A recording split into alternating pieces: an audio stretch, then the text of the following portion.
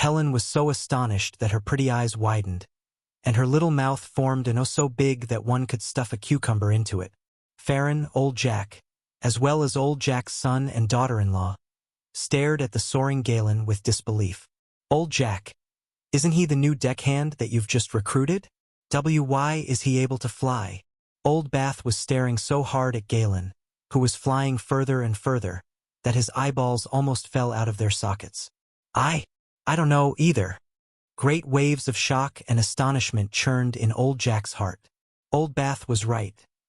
Galen was indeed a new deckhand whom he had recruited. During this recent period of time together, he had merely thought Galen a little more accurate at spearing fish than others. Apart from that, he was no different from other ordinary folks. Yet Galen had taken off into the sky. Taking flight was something beyond even powerful 9th-grade experts' capabilities. A Saint Domain. Big Brother Galen is a Saint Domain. Farron was so excited that his little face was all flushed. As residents of the Golden Archipelago, Saint Domains didn't just exist within legends to them because they had frequently seen Saint Domain experts from the Golden Dragonlion clan conducting inspections on various islands in the past. Those moments were also when Farron was the most envious. How he wished he could also walk among the clouds and soar in the sky like those Saint Domain experts someday. Big Brother Galen's a Saint Domain expert. Helen's mind was a total blank. A Saint Domain, Galen, whom we've been spending our days with for so long, is a Saint Domain. Old Jack, his son, and his daughter-in-law were also dumbstruck by the revelation. At this point, Galen had already arrived right in front of the tsunami. The tsunami, which towered at a height of several thousand feet, was as though a huge mountain crashing down on him. In front of it, Galen was no different from an ant. It seemed as if he would be smashed into a bloody pulp or reduced to dust by the tsunami any moment. Can Big Brother Galen stave off the tsunami? Helen's little hands were held in a tight grip and completely locked together. Farron, old Jack, his son and daughter-in-law, old Bath, as well as all the fisherfolk on the boat and the island felt as if their hearts were in their mouths as they watched him. Galen, would he be able to block the tsunami? With all eyes on him, Galen merely uttered 2 words. Absolute zero. In an instant, a golden, chilly air current sprayed forth and shot toward the several thousand feet tall water wall. The next moment, the tsunami surging toward them with great momentum froze in place right away and turned into a mountain of ice. The ice mountain gave off an astonishing chill. Despite being several hundred meters away from it, everyone could nevertheless still feel the bone-chilling iciness from the ice mountain as chills came all over them. Break! Galen pushed his palm forward lightly. Crack! The several thousand feet tall ice mountain shattered and fell apart right away, turning into countless ice shards that fell with a deafening boom. As though a collapsing skyscraper, the shattered tsunami crashed into the ocean below. A brief moment later, the ice mountain was gone, along with the tsunami. The ice shards covering the water surface were the only things silently narrating the incredibly precarious situation they were in just now. The tsunami is gone? Dazed and disoriented, the people were totally stunned. Farron was the only one whooping in joy. Yay! Big Brother Galen has succeeded. He's succeeded. Big Brother Galen has succeeded. Helen, whose pretty face was all red, was breathing heavily. She couldn't be any more excited, as if she had been the one who had averted the tsunami disaster. That was too impressive. Galen's so impressive. Is that what a Saint Domain is like? It was only then that the people finally regained their senses. They were so excited that they couldn't help but cheer loudly. However, Galen, who was standing proudly above the ocean, didn't turn around because that low, deep booming wasn't totally gone yet. What's that sound? Everyone, quieten down. Quieten down. Listen, what's that sound? The cheering masses quietened down one after another. A deep, low, and resounding rumbling traveled over from somewhere. Right on the heels of it, the blue afterglow island started to shake lightly underneath their feet. Why are you shaking, old Jack? I'm not. Why say that about me when you yourself are also shaking? An earthquake. It's an earthquake. The 2 old men exchanged a look. At once, They cried out in shock and horror, their countenances filled with extreme fear and panic. An earthquake! Everyone else's countenances also changed upon hearing their outcry. True enough, they indeed discovered that the entire blue Afterglow Island was shaking lightly. In fact, even the surface of the ocean nearby was also shaking vigorously. Boom! Blue Afterglow Island began to shake more and more intensely. Rocks rolled off mountains as trees and vegetation started to sway forcefully. People on the island stumbled back and forth, almost unable to stand stably on their feet anymore. Boom! Suddenly, as though a nuclear warhead had gone off, a great, deafening explosion rang out. At the same time, the mountain in the center of Blue Afterglow Island was instantly blasted right up into the sky. The next moment, incredibly thick smoke burst into the sky, reaching all the way into the clouds in an instant with large amounts of dust and falling rocks meshed in between. This, a shocked old Jack exclaimed. It's a volcanic eruption. Then, he hastily shouted at the top of his lungs, "Hurry! Get onto the boat. The volcano is about to erupt. It'll be too late if we stay any longer." It was as if his words had snapped everyone out of their daze, and they dashed toward their own respective boats. Old Jack, his son, and his daughter-in-law also followed behind the crowd and rushed toward their boat. Boom! Another thunderous explosion rang out right at this point. The lava flow that looked as if it were formed from boiling soup rushed into the sky and shot right into the clouds high up above. Upon reaching the highest point, the lava flow instantly burst and spread into the surroundings as though celestial maidens scattering flowers from the sky. Splatter, splatter, splatter. Large amounts of boiling lava, together with scorching hot rocks, splattered down onto every corner of the little island. Some crashed into the trees, causing them to instantly burst into flames, while some crashed onto the ground, smashing large pits into it.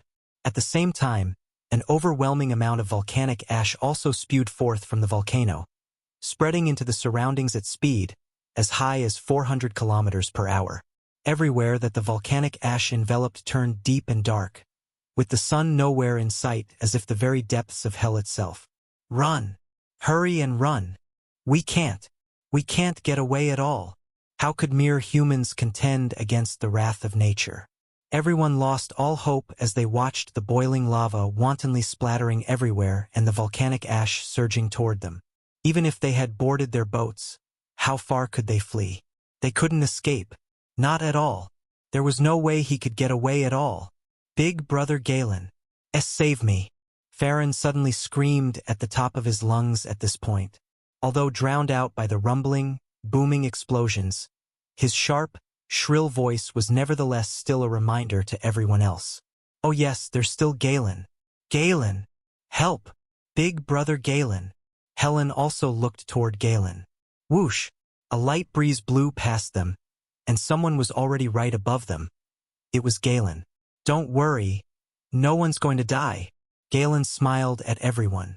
A chilly current shot forth from his fingertip with a casual point of his finger, freezing all the volcanic ash as it spread into the surroundings.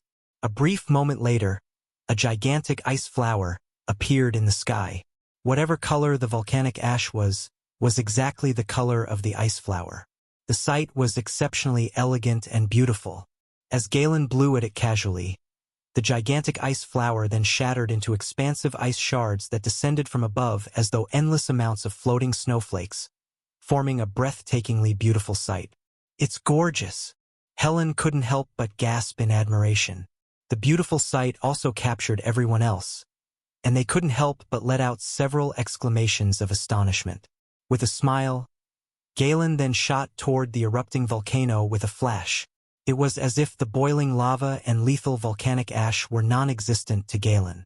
With a leap, he jumped right into the erupting volcano opening and disappeared from sight. Big Brother Galen! Helen was so frightened that she almost jumped right up, her heart leaping into her mouth right away. The others were also awfully nervous.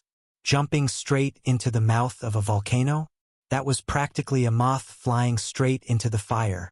What none of them expected was that, in just the span of a few breaths, the ground was no longer shaking. The lava was no longer flowing, and the volcanic ash was no longer spewing. The low, deep rumbling was also gone. Instead, an astonishing chill was emanating from the volcanic opening and spreading into the surroundings. He's succeeded? Galen has succeeded? The people wept tears of joy. Where's Big Brother Galen? Helen's gaze was fixed on the volcanic opening, her eyes filled with worry. Don't worry, big sis.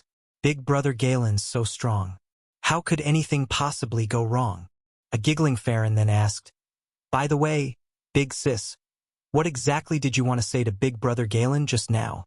At once, Helen's pretty face became as red as a tomato, and she glared at her younger brother before she retorted, Young brats like you shouldn't meddle in an adult's matters. Hee hee. I know what it is even if you don't say it, big sis. Farron waggled his eyebrows and winked at her, only to receive a twisting on the ear from Helen in exchange, causing him to cry out loudly in pain and constantly plead for mercy. A figure flew out of the volcano at this point. It was Galen who had gone in just now. Big Brother Galen. At the sight of him, Helen quickly went forward. She asked nervously, Are you all right? How can I possibly not be? Galen chuckled softly as he shook his head. You guys, on the other hand, didn't get hurt just now, right? And no, Big Brother Galen, you're simply too amazing. Farron rushed toward him, stars of adoration sparkling in his little eyes. Big Brother Galen, please teach me a thing or two. I'd like to be as strong as you too. Farron. At the sight, old Jack hurriedly chastised Farron. Then, to Galen, he said respectfully, Esteemed Lord Saint Domain, if Farron has offended you, please forgive him. Grandpa Jack, you're treating me too much like an outsider if you say that. Galen waved and said, Don't forget that I'm a deckhand that you hired. That won't do. That won't do, Lord Saint Domain. Old Jack waved repeatedly. Deckhand? You a great Saint Domain as my deckhand? Never mind when I hadn't known your identity previously. Now that I do, I wouldn't dare to treat you as my deckhand even if you give me a whole lot of guts. Never mind. Never mind. Galen couldn't help but sigh. He knew that his wandering journey was about to end now. Now that everyone knew his identity, it would only cause discomfort in them if he were to stay any longer. Suddenly, Galen turned to Farron and asked, Didn't you want to become strong, Farron? Yes, yes. Farron nodded lightning quick. Do you want to learn battle aura or magic? A smiling Galen asked. The former makes you a warrior while the latter makes you magician. Which do you want to be? This? Farron became troubled at once. After hemming and hawing for a while, he finally said, I'd like to become a powerful expert who can freeze the tsunami with a wave and suppress the volcano with a flick of his fingers just like you, Big Brother Galen. A magician? That's a great choice. Galen chuckled and said, Look for me at my place after you get home. I'll wait for you. Then, Galen rose into the air and vanished into the distance like a comet. Galen's left. Waves churned in everyone's hearts as they stared in the direction he disappeared in. They were exceptionally excited. A Saint Domain. We've actually been saved by a Saint Domain. Old Jack, you and your family are probably going to strike gold this time. I'm so green with envy, Old Jack. Big Brother Galen. Helen's pretty eyes twinkled as she suddenly made up her mind about something. Not far from the shore was a hill, and at the foot of it was a fishing village named Causeway Village. Helen and her family were villagers from Causeway Village. Meng flew over to the foot of the hill and went straight to his place of residence. A cave. The cave wasn't very big, but it nevertheless still consisted of 3 rooms, the bedroom, kitchen, and storeroom, and a living room. During the last half a year, this was where Meng had been living. A nest of gold or silver will never be as comfortable as one's own dingy old nest. Meng entered the cave, grabbed a ladle full of water, and poured it straight into his mouth. Then, with a leap, he flew right onto the hammock. After spending a good half a year outside, it's time to go back, thought Meng to himself. While traveling around the Golden Archipelago during this half a year and slightly over, he had visited several places and also increased his span of experience and knowledge before finally coming to Causeway Bay. Meng had lived in a small seaside city in his past life and frequently went out to sea to fish with his parents when he was young. His youth was spent by the seaside. Half a year ago, he had coincidentally seen old Jack's deckhand hiring notice and subsequently became his deckhand. He spent every day fishing, enjoying the sea breeze, eating fish. Meng felt as if he had returned to his childhood years back when the days were simple, free, and worry-free. What a shame that days like these will come to an end soon. Meng sighed and cast a glance at his stats interface. It had been slightly over half a year, yet there had surprisingly been no changes in the stats interface. This was also the first time that his stats interface had remained the same for such a long time since Meng had first gotten it. It wasn't so much as he couldn't change anything, but because Meng had deliberately been self-indulgent and had ignored the system all this while. Meng thought to himself, it's about time to go back. Then, he left behind a divinity projection of himself and left. Big Brother Galen, we're back. Master, you're back. Bubbles, Klaus, Nadia, and Saija bowed in greeting to Meng. The aura around them was majestic, and their divine power strong and vast. This was because they had assimilated the divine cores. All of you are more or less done with the assimilation? Meng remarked with a calm smile. So, that means all of you have become lesser deities. Not bad. Thank you for kindly bestowing the divine cores upon us, Master. The four of them hastily bowed and expressed their gratitude. Their strength had gone through a tremendous change after they had assimilated the divine cores. Even though they could be said to be among the weakest lesser deities out there because they had only just assimilated the divine cores, a lesser deity was ultimately still a lesser deity and an actual true god. This was far beyond what a half-deity could compare to. Therefore, the gratitude that the four held toward Meng was sincere and true. We've lingered long enough in the Golden Archipelago. It's about time we return. Meng sighed as he said, but someone has to be stationed here in the Golden Archipelago. Who among you is willing to stay behind? This? The four of them looked at one another, all somewhat troubled. To be honest, all of them wished to follow Meng. Meng was a generous person, bestowing upon them both divine weapons and divine cores. Where were they supposed to find a master like that? But staying behind had its own benefits, too. One would oversee an entire region from then on and would become a true blue local emperor of a region. You wily old foxes! Meng was rendered speechless. Without a second thought, he whipped out the Abyss Blade Demon's companion machete and said, whoever is willing to stay behind and be stationed at the Golden Archipelago shall receive this blood-red machete. The four of them perked up, their gazes all falling onto the blood-red machete as looks of desire flashed across their eyes. However, Bubbles, Nadia, and Saija's gazes shifted away after only a quick glance. Compared to the machete, they were still more willing to be by Meng side. In that case, this machete will be Klaus now. Meng handed the blood-red machete over to Klaus and said, remember to guard the Golden Archipelago property well. Don't mess it up. Get it? Don't worry, Master. I will definitely do my best, replied Klaus as he gave his promise. One more thing, by the way. Something occurred to Meng and he said, not only are you to watch after the Golden Archipelago, but you are also to put in great effort to improve the islanders' standards of living and their own combat abilities. If the conditions allow for it, try your best to build battle aura and magic academies and let those children attend school. As Master commands. Klaus nodded heavily. Do your best.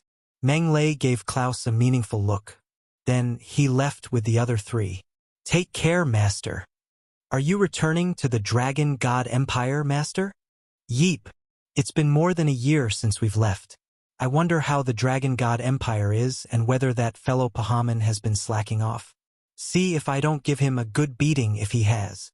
Meng wasn't too sure about the Dragon God Empire's development progress either. However, from the changes in worshipper numbers during the past year or so, he could nonetheless still sense a thing or two. During the last 2 years or so, his worshipper numbers had increased exponentially and reached a terrifying total that numbered dozens of billions.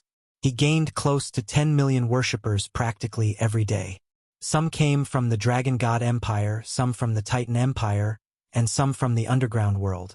Out of all the worshippers, 70% of them were from the Dragon God Empire. That equated to a few dozen billions of worshippers. This showed that Pahaman hadn't been slacking off. Rather, he was doing a pretty good job at taking care of the Dragon God Empire.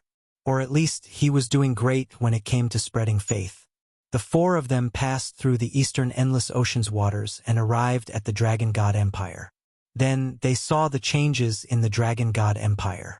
Master, from what we've seen so far, it seems like all the Dragon God statues in the Dragon God Empire are gone? Take a closer look. They aren't gone. Rather, they've been changed to statues of Master. That is certainly so. Meng felt very gratified. Originally, apart from small, remote mountainous regions like the magical beast village, every city and town that was on a slightly larger scale would contain a Dragon God cathedral and Dragon God statues for people to pray to the Dragon God and to collect power of faith. However, both the Dragon God cathedrals and the Dragon God statues were gone during his return this time. In their place were instead his temples and statues. There was an endless stream of worshippers, and various praying activities were constantly taking place. Many joss sticks burned within the temples and formed a flourishing sight. As they traveled on, they realized that this was the case in almost the whole of the Dragon God Empire. Pahaman did great. A look of approval came over Meng's features. As the saying went, there is sequence in the mastery of fields, and different people specialize in different fields. As expected, specialized tasks should be left to the specialists. I'll have to reward Pahaman properly when I get back. Meng and the other three arrived at the Dragon God Empire's imperial city more than 2 hours later. Compared to before they had departed, the current imperial city was obviously a lot more peaceful and harmonious. Shoppers walked about leisurely. Laborers worked hard and honestly. Diners were full of smiles as they ate. The fear and panic from a year ago, as if doomsday was impending, was gone, and things had been restored to what it was like prior to the Dragon Emperor's death. In fact, it was even better than before. Bubbles marveled and commented, "Master, there's been a great change in the Imperial City. Let's go to the Imperial Palace." Law and order had also been restored in the Imperial Palace. The palace maidservants and the eunuchs busied themselves with their respective tasks while the guards and sentries' gazes stayed focused in front of them. Everyone carried out their respective duties, forming an orderly and well-guarded sight. Meng found Pahaman in one of the side palaces of the Imperial Palace. Rather than handling official business matters, the fellow was hiding in an underground basement and carrying out human experiments instead. It seemed like he was trying to craft undead knights. "Pahaman!" Meng called out. "Master!" Pahaman jumped in shock and hastily left the underground basement. He came up to Meng, bowed in greeting and said, "Greetings, my noble master. Rise." Meng landed on the ground. He said, "You've done a pretty good job at putting the Dragon God Empire into order. Tell me, what have you done?" "Everything is thanks to Master's great blessings." At once, Pahaman launched into an unceasing report. "Master, I've made quite a few reformations in the Dragon God Empire during the past year or so. They are mainly the following 4 aspects." Meng perked up a little and listened up closely. Bubbles and the other 2 cocked their ears. "Firstly, I've abolished the 4 classes stratification system and dismissed the nobles from their positions. I confiscated the dragon people nobles' financial assets and land and distributed all the land to the slaves and humans that don't own any." A smug smile appeared on Pahaman's countenance, and he went on. "There isn't a single dragon person noble left in the current Dragon God Empire. In fact, there are also only a few pitiful human nobles. Almost everyone's a freed slave or a commoner now. Of course, if Master is willing, you can also appoint a new batch of human nobles anytime you wish."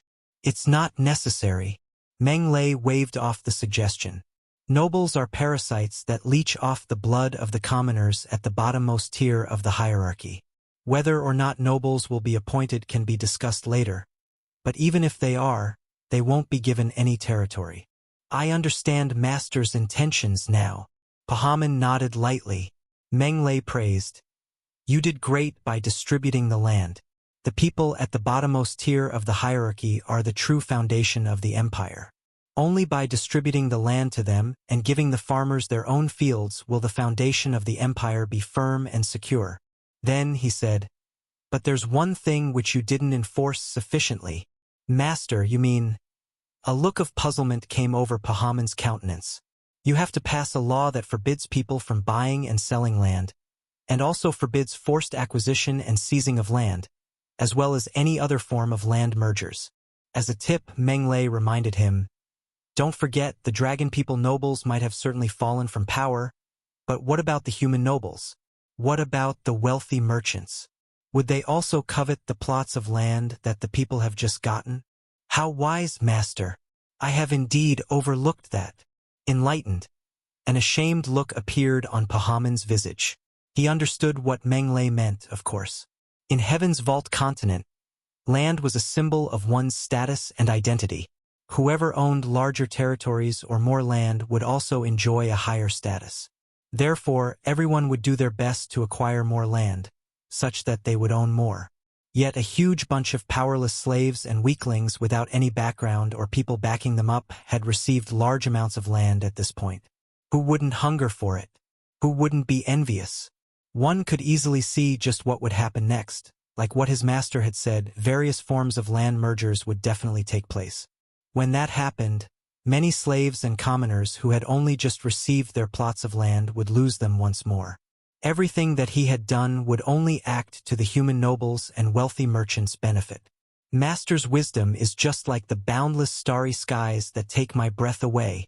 I am humbled. A look of shame came over Pahaman's countenance. At the same time, a strong sense of respect for Meng also welled up in him.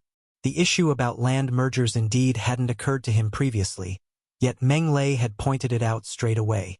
From this, one could see a thing or two about the difference between the two of them. He couldn't not take his hat off him. "You've already done great." A smiling Meng patted Pahaman on the shoulder.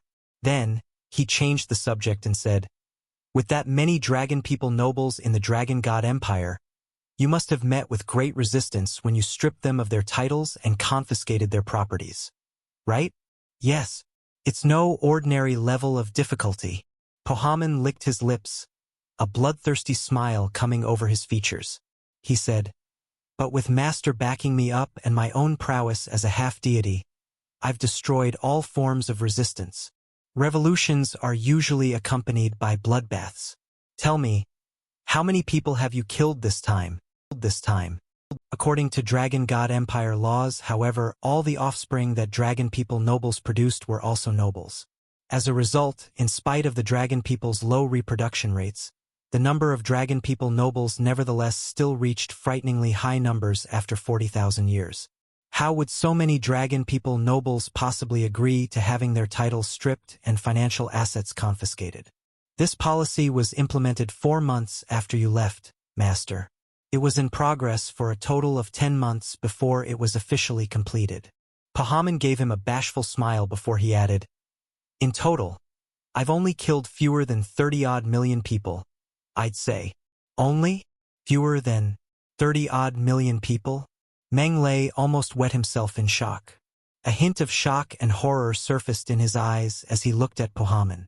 What an impressive guy. He didn't actually bat an eyelid at having to kill so many dragon people. He was practically a goddamn butcher. What a ruthless, bloodthirsty devil. Bubbles almost wet himself in shock, too. As he looked at Pahaman, his eyes took on a hint of fear and horror, while Nadia and Saija also put some distance between themselves and Pahaman. They might be underground evil deities, but when had they ever killed that many? They didn't even dare to think about it. It couldn't be helped. Pahaman held his hands out. Thinking that they had strength in numbers, not only did the dragon people refuse to hand over their financial assets and land, but they even incited the common masses at the bottommost tier of the hierarchy, who didn't know better, to stage rebellions and riots. Left with no other choice, I could only pick up my sword and go on a killing spree. With them alive, the empire couldn't stabilize itself, and they may bring trouble to Master's lands. In order to solve the problem once and for all, I could only cut the Gordian knot. Isn't that cut of yours a little too harsh? Meng didn't know what to say. According to his ideals, once he had taken control of the momentum, once he gave the billions of humans in the Dragon God Empire an equal chance at education and cultivation, in fewer than 100 years, large numbers of experts would definitely surface from among the humans. By then, why would they still need to fear the dragon people? Meng had absolute confidence that under equal conditions, the dragon people definitely wouldn't be able to beat humans. Hundreds and thousands of years later, the dragon people would eventually disappear over the long course of history. Killing them? Was there a need to? A sad Pahaman asked. Have I erred, Master? I can't say that you've erred either. Perhaps it's I who is being too merciful. Meng waved the question off and said, Go on. Secondly, I've promoted human elites and allowed them to take control of imperial court affairs, as well as political control of various areas. Pahaman went on. As of now, every crucial organization, such as the imperial court, regional executive governmental branches, and military troops, are all under the humans' control. I have kicked out all the dragon people. It's no exaggeration to say that after 2 years of efforts, the humans have already thoroughly taken over the Dragon God Empire and are the one and only masters of the empire. Not bad. Meng nodded in approval. Thirdly, in order to crack down on religious faith in the Dragon God, I've also abolished the Dragon God Vatican and destroyed the Dragon God statues. Pahaman snickered and said, This was extremely easy to accomplish. I left it to the Counter-Dragon Squad, and they completed the mission very effectively. The Counter-Dragon Squad? A look of puzzlement came over Meng features. The Counter-Dragon Squad is a Dragon People military troop that I built. They consist of Dragon People experts whose level of strength ranges from 9th grade to Saint Domain. A resigned Pahaman said, There are simply too many Dragon People in the Dragon God Empire. It's a shame to kill so many Dragon People who are already at 9th grade or Saint Domain level. Couldn't be helped, so I assembled all of them in one place and founded the Counter-Dragon Squad. They specialize in doing things that'll offend people. Are those Dragon People experts actually willing to follow your command when you're treating the Dragon People like that? Bubbles asked. Do you think they are fools? Fools? Of course not. Those Dragon People hate me with every fiber of their being and wish for nothing more than to rip me into pieces. How would they possibly work for me? A laughing Pahaman said, With no other choice, I could only use my dead soul's magic to turn them into puppets. That's the only way they'd listen to me. You devil! Meng and the others couldn't help but shiver. They didn't know how they should be describing that fellow anymore. Pahaman rebutted, Don't look at me like that, Master. Even if I didn't do that, they would also be killed anyway. What I'm doing is saving their lives instead. Just listen to what he's saying. Was that something a human should be saying? You've already turned them into puppets that are neither really dead nor alive, yet you claim you're saving their lives? Can you get any more shameless than that? And then, Meng asked, Thirdly, I've built temples that worship Master and fashioned statues of Master to spread Master's faith. Pahaman snickered and said, Temples and statues are easy to build, but it's not an easy task to rebuild faith in people. For this, I've racked my brains, killed an endless number of brain cells, and exhausted a full year's worth of time before I finally saw some results. What did you do? Meng wanted very much to know what exactly that unethical and underhanded fellow had done to cause the people of the Dragon God Empire to give up their faith in the Dragon God in such a short amount of time and believe in him instead. It's pretty simple. Come to think of it, a laughing Pahaman said. It's usually the easiest to build faith in people during their most hopeless, most fearful, and most helpless moments. Therefore, I created some man-made disasters such as an invasion of the undead and even instructed the Counter-Dragon Squad to create some chaos. Not only can this damage the Dragon God's reputation, but it can also trigger panic and chaos, thereby killing 2 birds with 1 stone. What I did was to let the people of the Dragon God Empire know that the Dragon God whom they worshipped has already abandoned them, and only by worshipping Master can they attain eternal life. Of course, the spread of faith requires an approach from 2 different angles. I also created a few miracles in Master's name so that the people can witness Master's strength. So far, the effects have been pretty good. It has indeed been pretty good. Meng nodded lightly. Excluding Pahamon's cruelty to the dragon people nobles, all the other empiric matters had indeed been handled in a clear and orderly manner. This greatly pleased Meng. Anything else? Meng asked. Lastly, their riches and assets. Pahamon brought out a spatial ring and said, Master, this ring contains all the riches that I've seized and levied from the dragon people nobles during this past year and more. That's surprisingly thoughtful of you. Meng was very gratified at his words. Then he was stunned by what he saw. There's so much. Meng couldn't help but gasp. Master, the Dragon God Empire's true riches weren't actually hidden in the imperial treasury. Rather, they were with those nobles. Pahamon smiling and said, Every single noble is a huge, dirty rat. They hoarded vast amounts of wealth, and every one of them could rival a country in terms of wealth. Of course, the key here is that there were simply too many of them. Is this what the proverb hiding wealth among the people means? Meng could see why. Even if each noble had only one gold coin, multiplying that by 100 million would make that 100 million gold coins. Was it possible for the dragon people nobles' wealth to only come up to one gold coin each? Obviously not. That was how the vast riches in this spatial ring had come to be.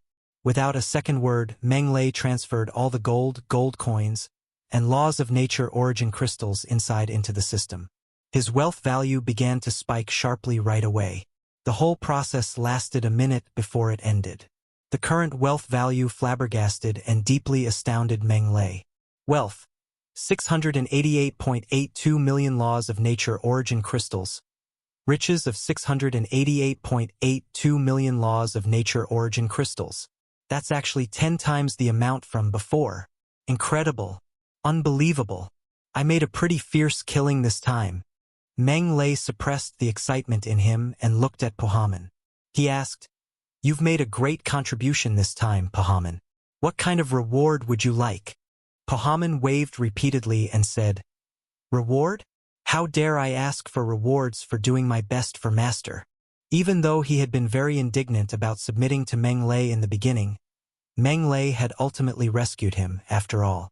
Rather than hiding in that prison at the bottom of the ocean, unable to see the light of day, he'd rather submit to Meng. Therefore, he didn't think that Meng owed him anything. Subsequently, Meng had even tasked him with heavy responsibilities and allowed him to govern the entire Dragon God Empire. Moreover, he had given him absolute trust and had never once dictated his actions. This made Pahamon feel as if Meng had recognized his talent and capabilities, so he only had gratitude for Meng now. Thus, he did his best in everything and indeed had never once thought about wanting any rewards for it. Merit must be rewarded and wrongdoings punished. How can I not reward you after you've made such a huge contribution? Meng brought out a divine core with a wave, a heap of half-divine weapons, and some true god remains. He said, Take your pick from these things here. You can take everything you take an interest in. So many treasures? Pahamon was dumbstruck. Every one of these treasures gave off strong, surging power of divinity energy fluctuations, and every single piece of the true god remains held terrifying might. The divine core, in particular, gave off fearsome divine power energy fluctuations and made him incredibly fearful. Pahamon knew that it was definitely a true god's divine core right away. On top of that, it was no ordinary true god divine core either. He asked carefully, Is this divine core also within the selection range, Master? Meng smiled and said, Of course. I'd like this divine core. With a white-hot burning look in his eyes, Pahamon said, I've been stuck at the half-deity stage for as long as over 50,000 years. It's impossible for me to become a true god within this lifetime. So, take it if you like it. With a smile, Meng then pointed at the half-deity, and true god remains, which numbered up to 100 of them, and said with a smile, Didn't you like to craft undead knights? These things should be very useful to you, right? I'll give them all to you. Is it all right? Pahamon was greatly tempted. Of course. Meng waved in response. Thank you, Master. Thank you, Master. Pahamon expressed his gratitude repeatedly. He was pretty much only a step short of prostrating and licking Meng shoes. Meng Lei said dispassionately, "Go on. Hurry and assimilate the divine core. The Empire's matters still require your attention." "There's no hurry, Master." Although Pohaman wanted very much to assimilate the divine core right away, he suppressed the urge to. Instead, he led Meng Lei to a grand and magnificent-looking palace. Then, he summoned all the court officials and formally introduced Meng Lei to them. "Greetings, Your Majesty." Without any hesitation whatsoever, everyone hurriedly bowed in greeting. They might be dubious of anyone, but they definitely didn't dare to be dubious of Pohaman. That guy was the devil himself. "Listen up, everyone. Master is the highest authority and ruler of this imperial palace and the entire empire. His word is the royal decree and the oracle itself." In a cold and distant tone, Pohaman said, "Everyone, including myself, must unconditionally follow his orders. Those that dare defy his orders will be mercilessly killed." "Yes, sir," everyone quickly responded. Only then did Pohaman turn to Meng Lei. He asked, "Master, is there anything else you'd like to supplement?" "No," Meng Lei waved. After looking at everyone and remembering their faces, he said, "You may leave, everyone. Bubbles, Pohaman, the two of you may also leave." "Yes, Your Majesty, Master." After dismissing everyone, Meng Lei walked over to the lavish golden throne and plopped his butt down on it. Then he eagerly glanced at his stats interface. 600 million laws of nature origin crystals. How should he spend them? Now, that was the question. There are 4 things that I can buy credit for at the moment. Primordial human bloodline, 16%. Metal origin divine body, 1%. Power of divinity, 0.1 divinity crystal. And laws of nature comprehension. 1. A Chinese proverb referring to the ideal of reducing taxes so that the common people can have enough money to develop and produce, thereby, in turn, stabilizing the economy and bringing in higher revenue for the country.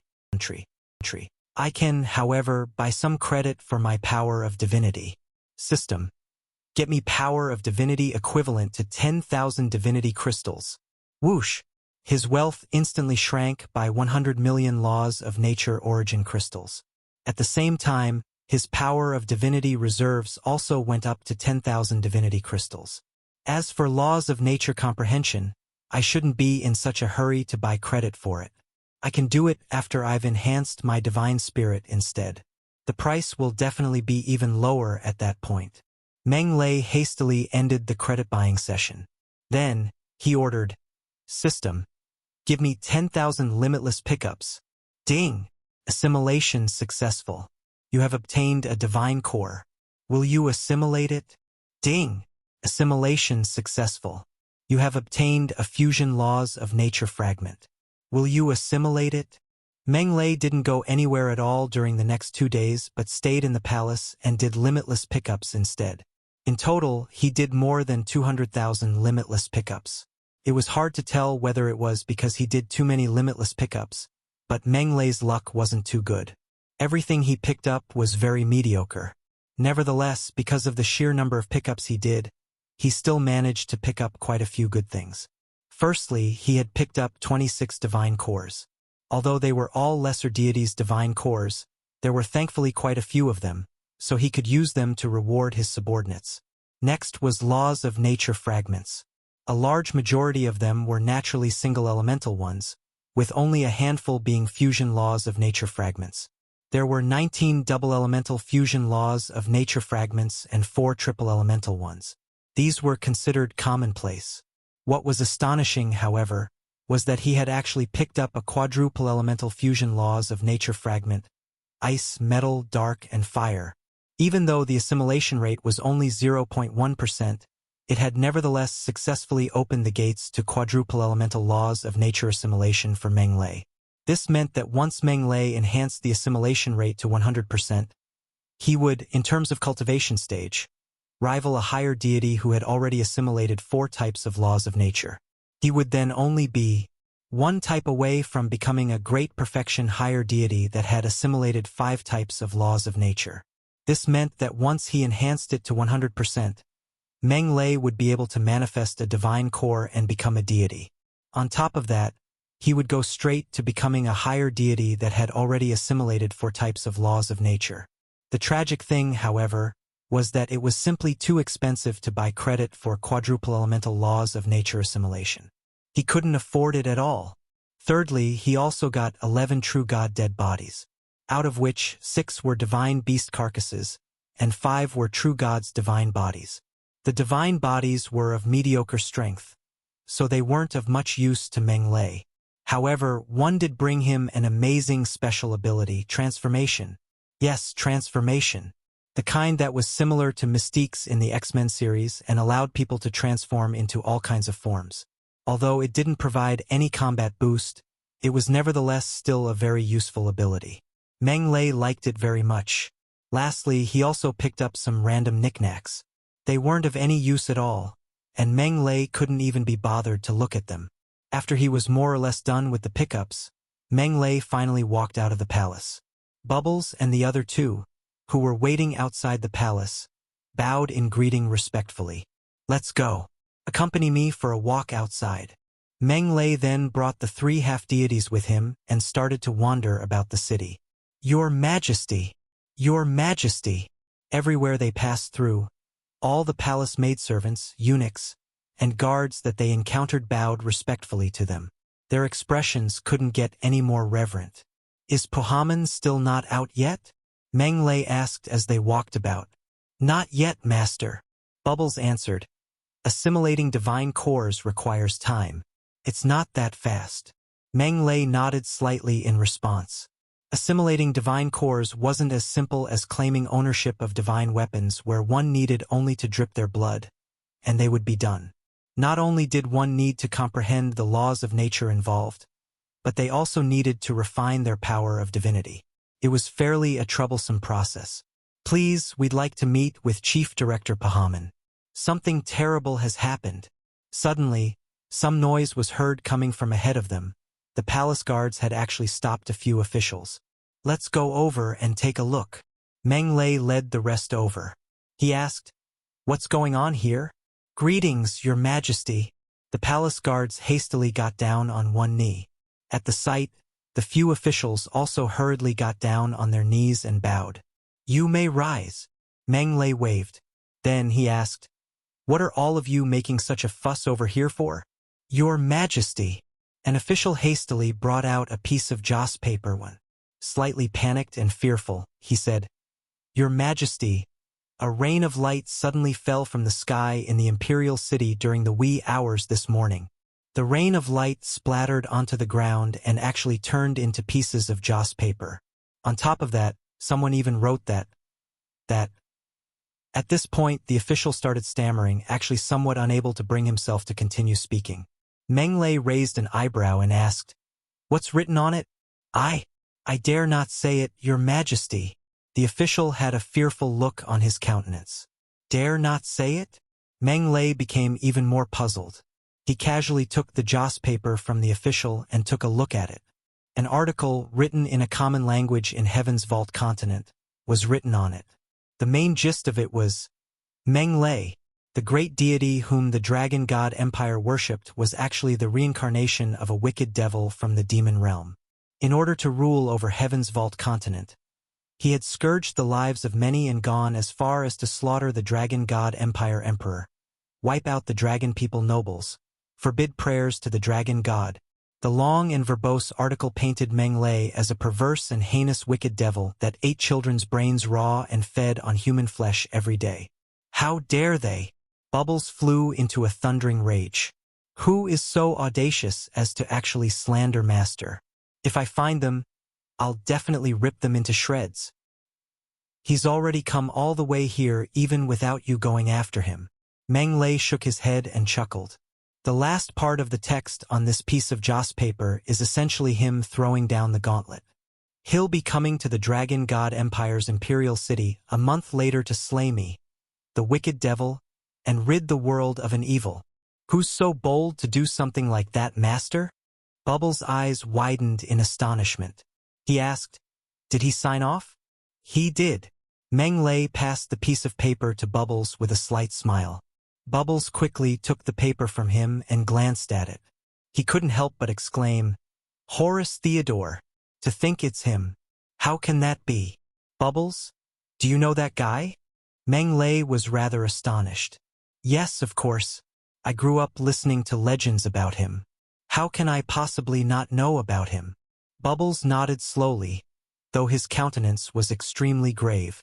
He said, "Master, Horus is the most monstrous genius ever in the Titan Empire's history. He started cultivating at the age of 6, broke through to the Saint Domain stage at 15, and broke through to the half-deity stage at 57 to become the youngest half-deity ever in Heaven's Vault Continent's history. A 57 years old half-deity. What a freak! How terrifying! A huge jolt went through both Nadia and Saija, who were both rather astounded. 57 years old might sound very old, but to half-deities like them, it was really too tender an age. It was already considered very rare for ordinary people to break through to the Saint Domain stage at that age, let alone completely comprehending a type of laws of nature and becoming a half-deity. This was totally impossible for ordinary people. A curious Meng asked, "Nadia, when did you guys break through to the half-deity stage?"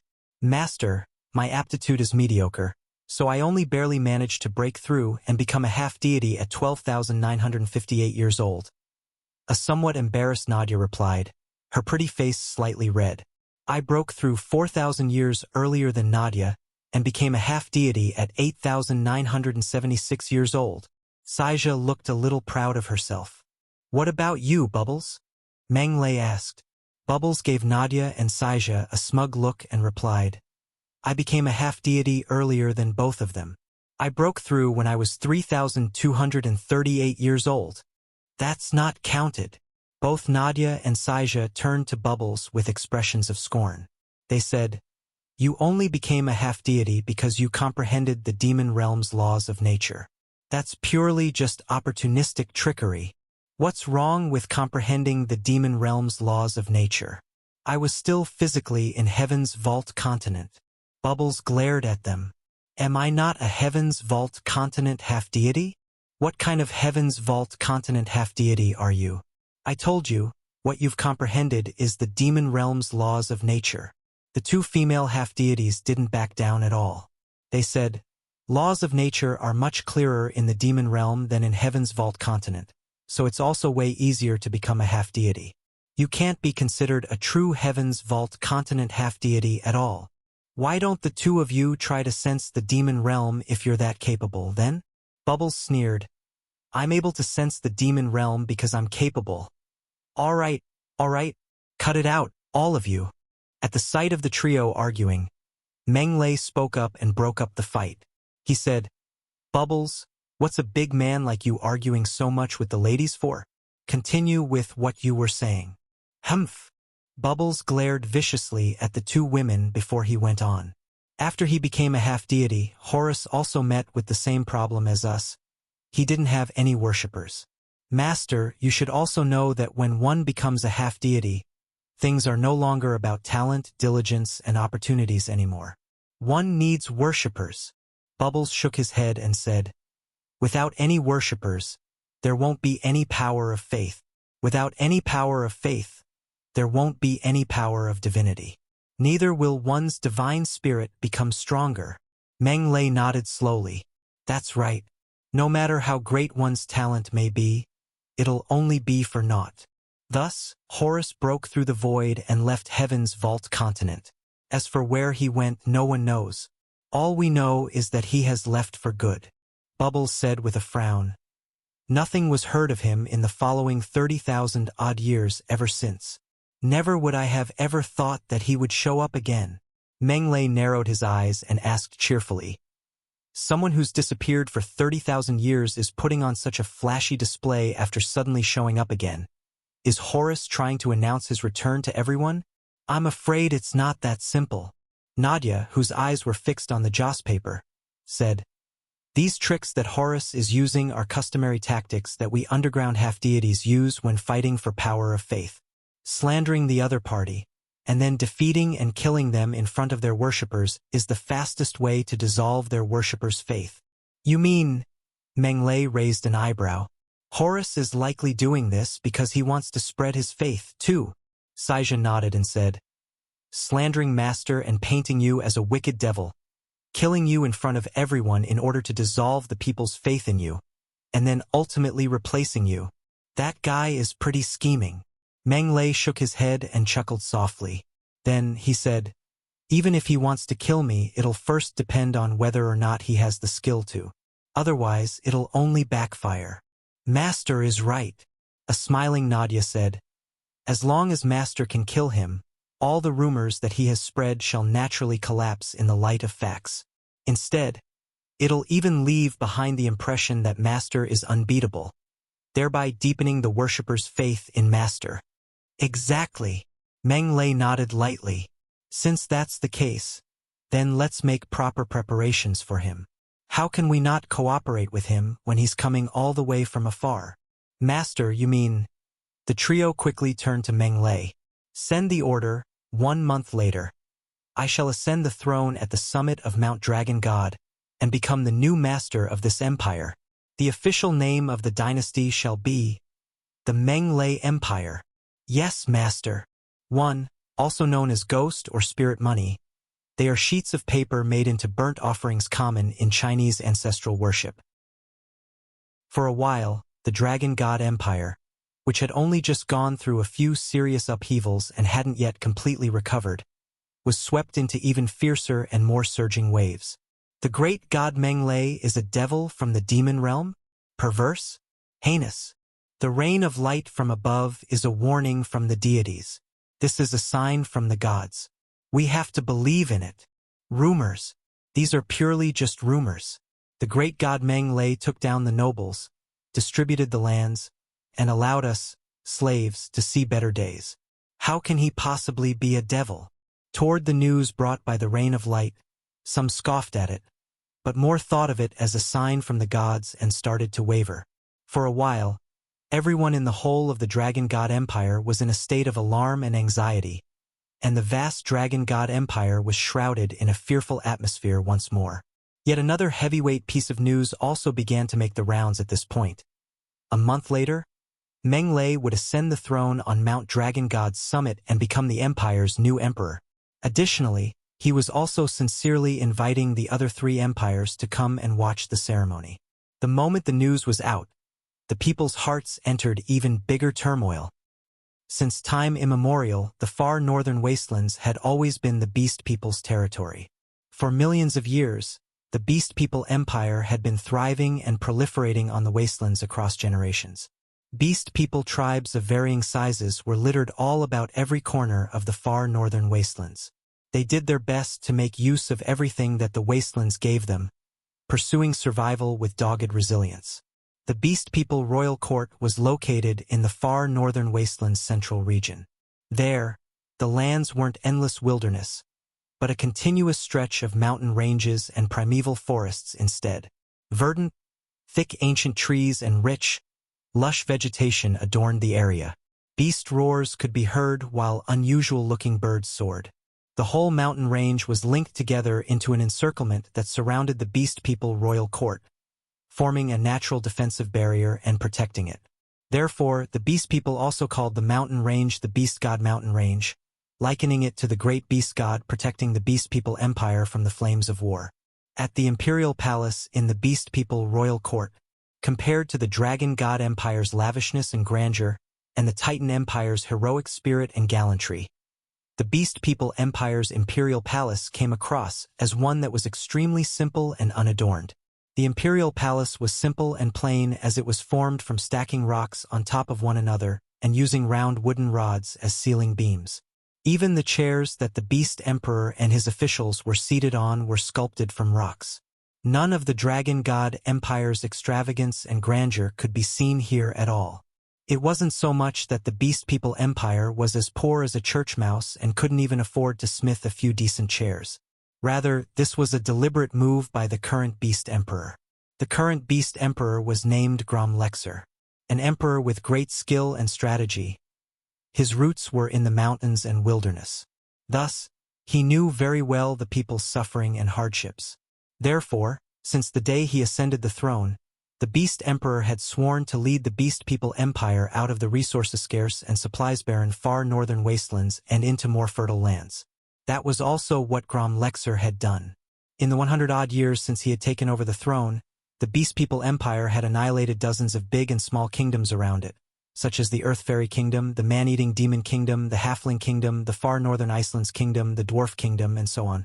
As a result, the Beast People Empire's territory had doubled. They overlooked the endless oceans in the east, faced the Sunset Ranges in the west and the magical Beast Ridge in the south, and entered the North's far northern Icelands. Because of this, the Beast People Empire had also become the empire with the vastest amount of territory in Heaven's Vault continent.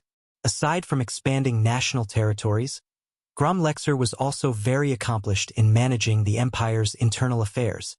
He knocked back the nobles, encouraged production, limited reproduction, rewarded meritorious military exploits, and opposed extravagance. After a series of reforms, the Beast People Empire never saw any more tragic incidents like the one during the snow disaster in winter, where starving people were everywhere, and dead bodies littered the wilderness. One had to admit that this was no different from a miracle. After all, the Beast People Empire had an extremely high population but a shortage of food supplies. Winter was the hardest season for the Beast People Empire to tide over. Every snow disaster usually starved or froze large numbers of people to death. Yet Grom Lexer, the Beast Emperor, had managed to successfully prevent it from happening. Based on this alone, his merits and achievements had already surpassed all the previous Beast Emperors. Calling him the Beast People Empire's greatest Beast Emperor of all time was no exaggeration. However, Beast Emperor Grom Lexer wasn't satisfied with just these. His goal was to restore the Beast People Empire's former glory and reinstate the empire to what it was like during its peak 50,000 years ago. Everyone, this is a secret letter from the Dragon God Empire. Take a look at it. The Beast Emperor Grom Lexer, who was seated on a stone chair, casually tossed out a secret letter. A lion man received the letter and started to read it. A look of astonishment appeared on his features as he asked, "Is this true, Your Majesty?" "Yes." The Beast Emperor nodded slightly. Little did I think that something as serious as this would have happened. The Lion Man's countenance was grave as he passed the secret letter to the other officials beside him to read. Their expressions all differed upon reading the news written on it. "Who's Horace Theodore? I don't know who he is. Never heard of him." At the sight of the officials' countenances, the Beast Emperor turned to an elderly foxman at the first seat to his right. He asked with a slight look of respect on his face, "High Priest, have you heard of this man?" The elderly foxman looked extremely aged. He held a walking stick while two long white eyebrows dangled at the sides of his cheeks, reaching almost all the way to his chin. At his words, the foxman got up shakily and replied, "Your Majesty, Horus is a reclusive genius from the Titan Empire 30,000 years ago, said to be the strongest Titan in history. He even broke through to the half-deity stage at the age of 57 by his own efforts before subsequently breaking through the void and leaving Heaven's Vault continent." 57 years old? Broke through to the half-deity stage by his own efforts? Gasp! Shocked by the horrifying record, all the officials couldn't help but gasp. It was common knowledge that every child of God in the Titan Empire would break through to become a half-deity within 100 years. But none among the children of God had been able to become a half-deity at 57 years old, let alone by their own efforts. Horus was practically a monster. The Beast Emperor sighed wistfully and remarked, "How amazingly talented! If not for that monster's sudden appearance out of nowhere, Horus would definitely be the youngest half-deity ever in Heaven's Vault continent's history." The officials also nodded. A lion man on the left asked curiously, "High Priest, where did Horus go after he broke through the void?" The other officials also looked at the old foxman. "Initially, I didn't know what had happened after that." The old foxman shook his head slowly. "But the beast god appeared in my dreams recently and told me about Horus." "A dream from the beast god?" Shocked, the officials jumped to their feet. Even Grom Lexer stood and listened closely.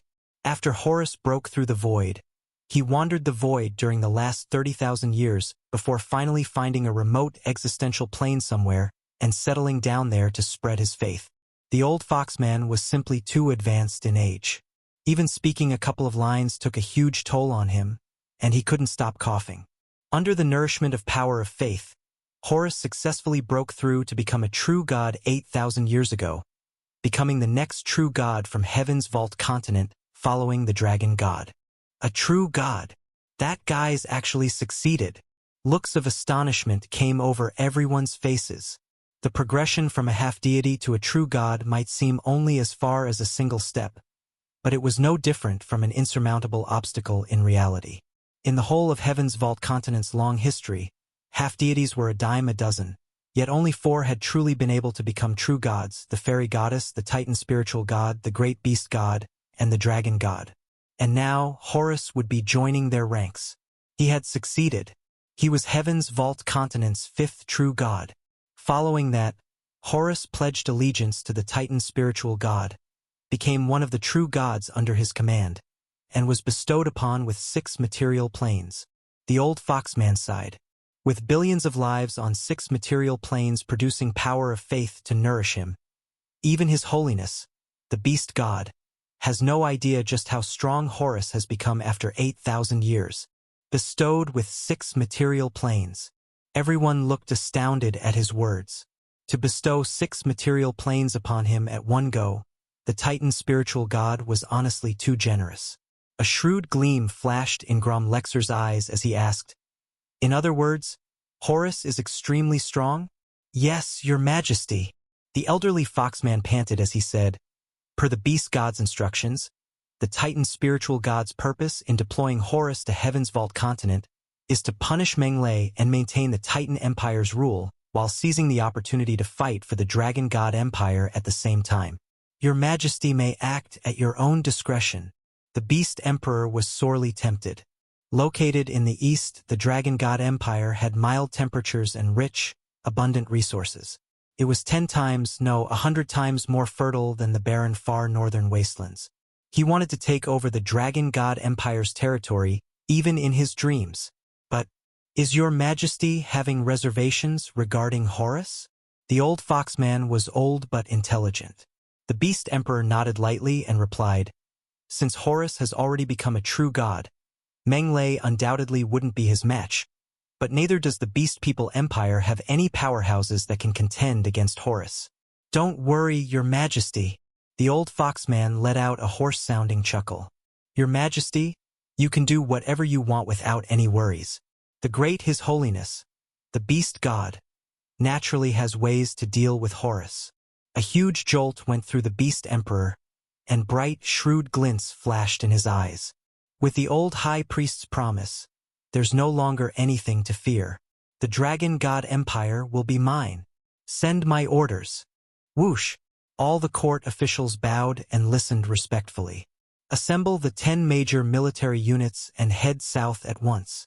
Deploy the troops to the Dragon God Empire borders. Get ready to invade and conquer the Dragon God Empire, and await my orders. The Beast Emperor gave a battle order of the highest level. "Yes, your Majesty." All the officials chorused aloud. Everyone 60,000 years ago, our Beast People Empire forebears horses drank the waters of the eastern oceans, hunted in the Fairies forests, competed for the Titan plateaus, and stood at the top of all the races. How mighty were they? The Beast Emperor said with a passionate expression. "Ever since I have ascended the throne, I have exhausted and taxed my ingenuity, and acted with utmost care as though I'm walking on thin ice. Never for a moment did I dare to forget my forebears' ambition. Yet time will not wait for me, and fate does not favor me, and I haven't been able to bring back the Beast People Empire's previous glory. I frequently awake in a panic at night and sink into self-blame. But now, the grand opportunity that the Beast People Empire has waited 60,000 years for has finally come. We absolutely mustn't let it slip by us." "How brilliant, your Majesty!" All the officials were boiling with passion. "Everyone, whether or not we can bring back the Beast People Empire's former magnificence and restore our forebears' glory hinges on the moment now." With a grand wave, the Beast Emperor ordered, Make your preparations now. Yes, your majesty. In the twinkling of an eye, all the officials had left the hall to busy themselves with their respective tasks, leaving behind only the Beast Emperor and the old Foxman. Do you still have any other instructions, High Priest? Asked the Beast Emperor respectfully. Your Majesty, even though Horus has thrown down the gauntlet, not only has Meng not run away from the challenge, but he has even risen up to the challenge and is ascending the throne in a month's time. I'm afraid he has a trump card up his sleeve. The old Foxman's brows were tightly drawn together. You worry too much, High Priest. Not only is Horus a true god, but he has even cultivated for 8,000 years while being nourished by an endless supply of power of faith. How can Meng possibly be his match? A confident smile graced the Beast Emperor's lips. Innumerable fairy tribes dwelt in the forest, sharing the space with the woods and the magical beasts. It should have been a very dangerous place by right, but the reality was that the magical beasts didn't attack the fairy tribes at all. Instead, they formed a protective barrier that prevented outsiders from invading and harassing the fairy tribes. In the very center of the fairy forest stood a gigantic tree that towered at several 100,000 feet tall. It stood straight and tall in between heaven and earth like the Genmu tree one that connected the two. Lofty, towering, tall, and majestic, tranquil, lush, and luxuriant. This gigantic tree was the Fairy Empire's holy tree and mother tree itself, the Tree of Vitality. Erected at the foot of the Tree of Vitality was a beautiful palace formed from intertwining vines and full of beautiful flowers all over. Exquisite and refined, it was the Fairy Imperial Palace. Currently, the conference hall in the Imperial Palace was filled with the Fairy Empire's high-ranking officials. An extremely beautiful fairy with a crown on her head sat at the top. Beautiful, pure, and breathtaking, she looked as if she had stepped right out of a fairy tale. She was the #1 beauty of Heaven's Vault continent and the Fairy Empire's ruler, the Fairy Empress. Elders, this is an invitation that a special envoy from the Dragon God Empire has just delivered. The Fairy Empress parted her ruby-red lips. She said, "They are inviting me to the Dragon God Empire to take part in the new Emperor, Meng's ascension ceremony 1 month later. Your Majesty, the Dragon God Empire is just being unreasonable and making trouble. You need not pay them any heed." A female fairy with a sword fastened at her waist said coldly, "Considering that it's just a new emperor ascending the throne, dispatching an official to express your congratulations is more than enough. Your Majesty need not personally make the trip there. Regimental Commander Azhara is right. Your Majesty is the Empress of the Fairy Empire. Wouldn't the order of seniority be jumbled up if your Majesty were to congratulate a young human like him?" A female fairy with a bow on her back also spoke up. "Besides, whether he'll even still be alive in a month's time or not is a question itself. To think he's still dreaming of ascending the throne." Exactly. Horus Theodore was already a half-deity more than 30,000 years ago. Now that he's returned with such a fierce momentum, how strong must he be now?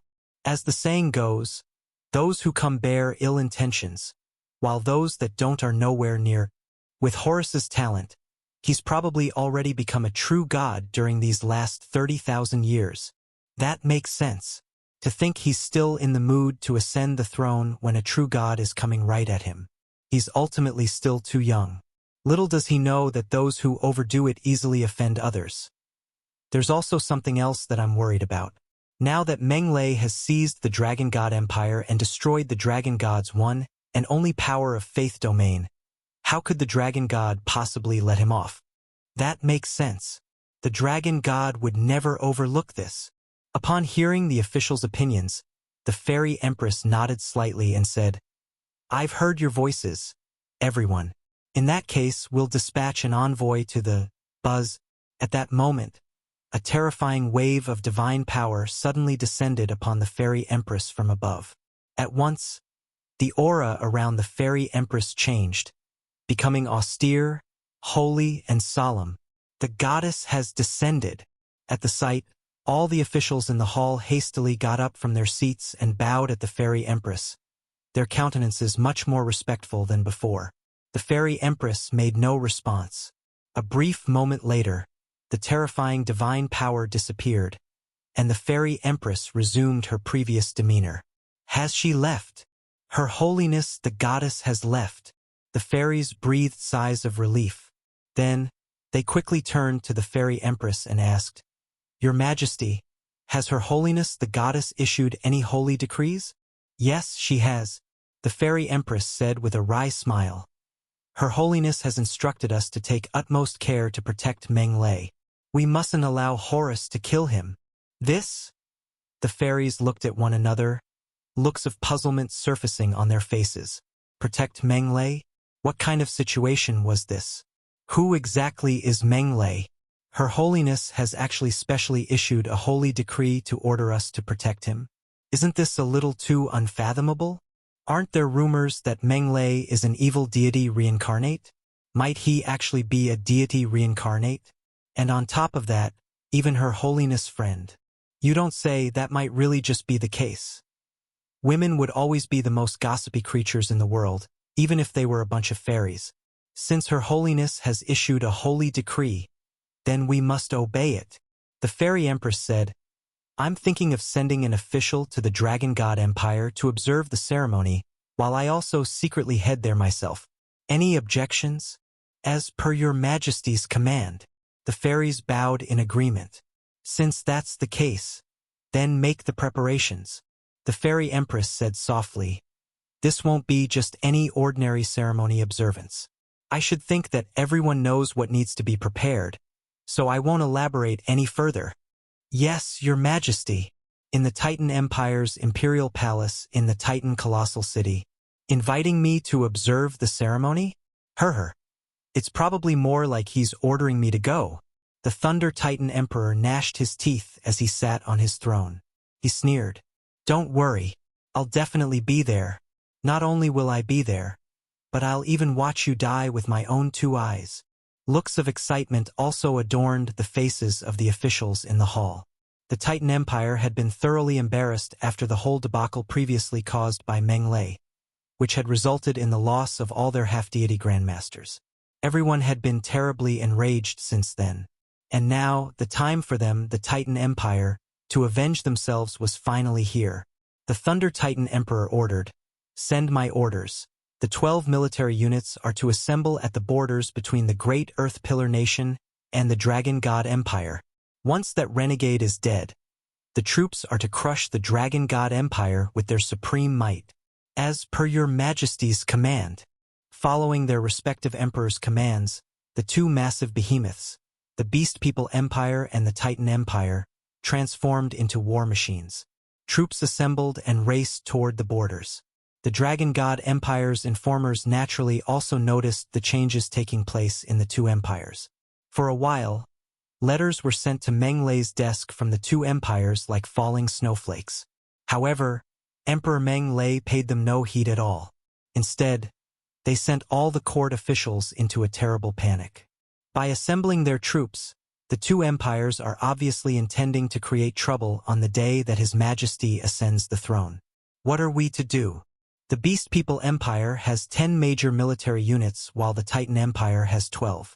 Their military power total up to as many as a few hundred million people. How are we to withstand such a terrifying force? The end of the empire is right before us.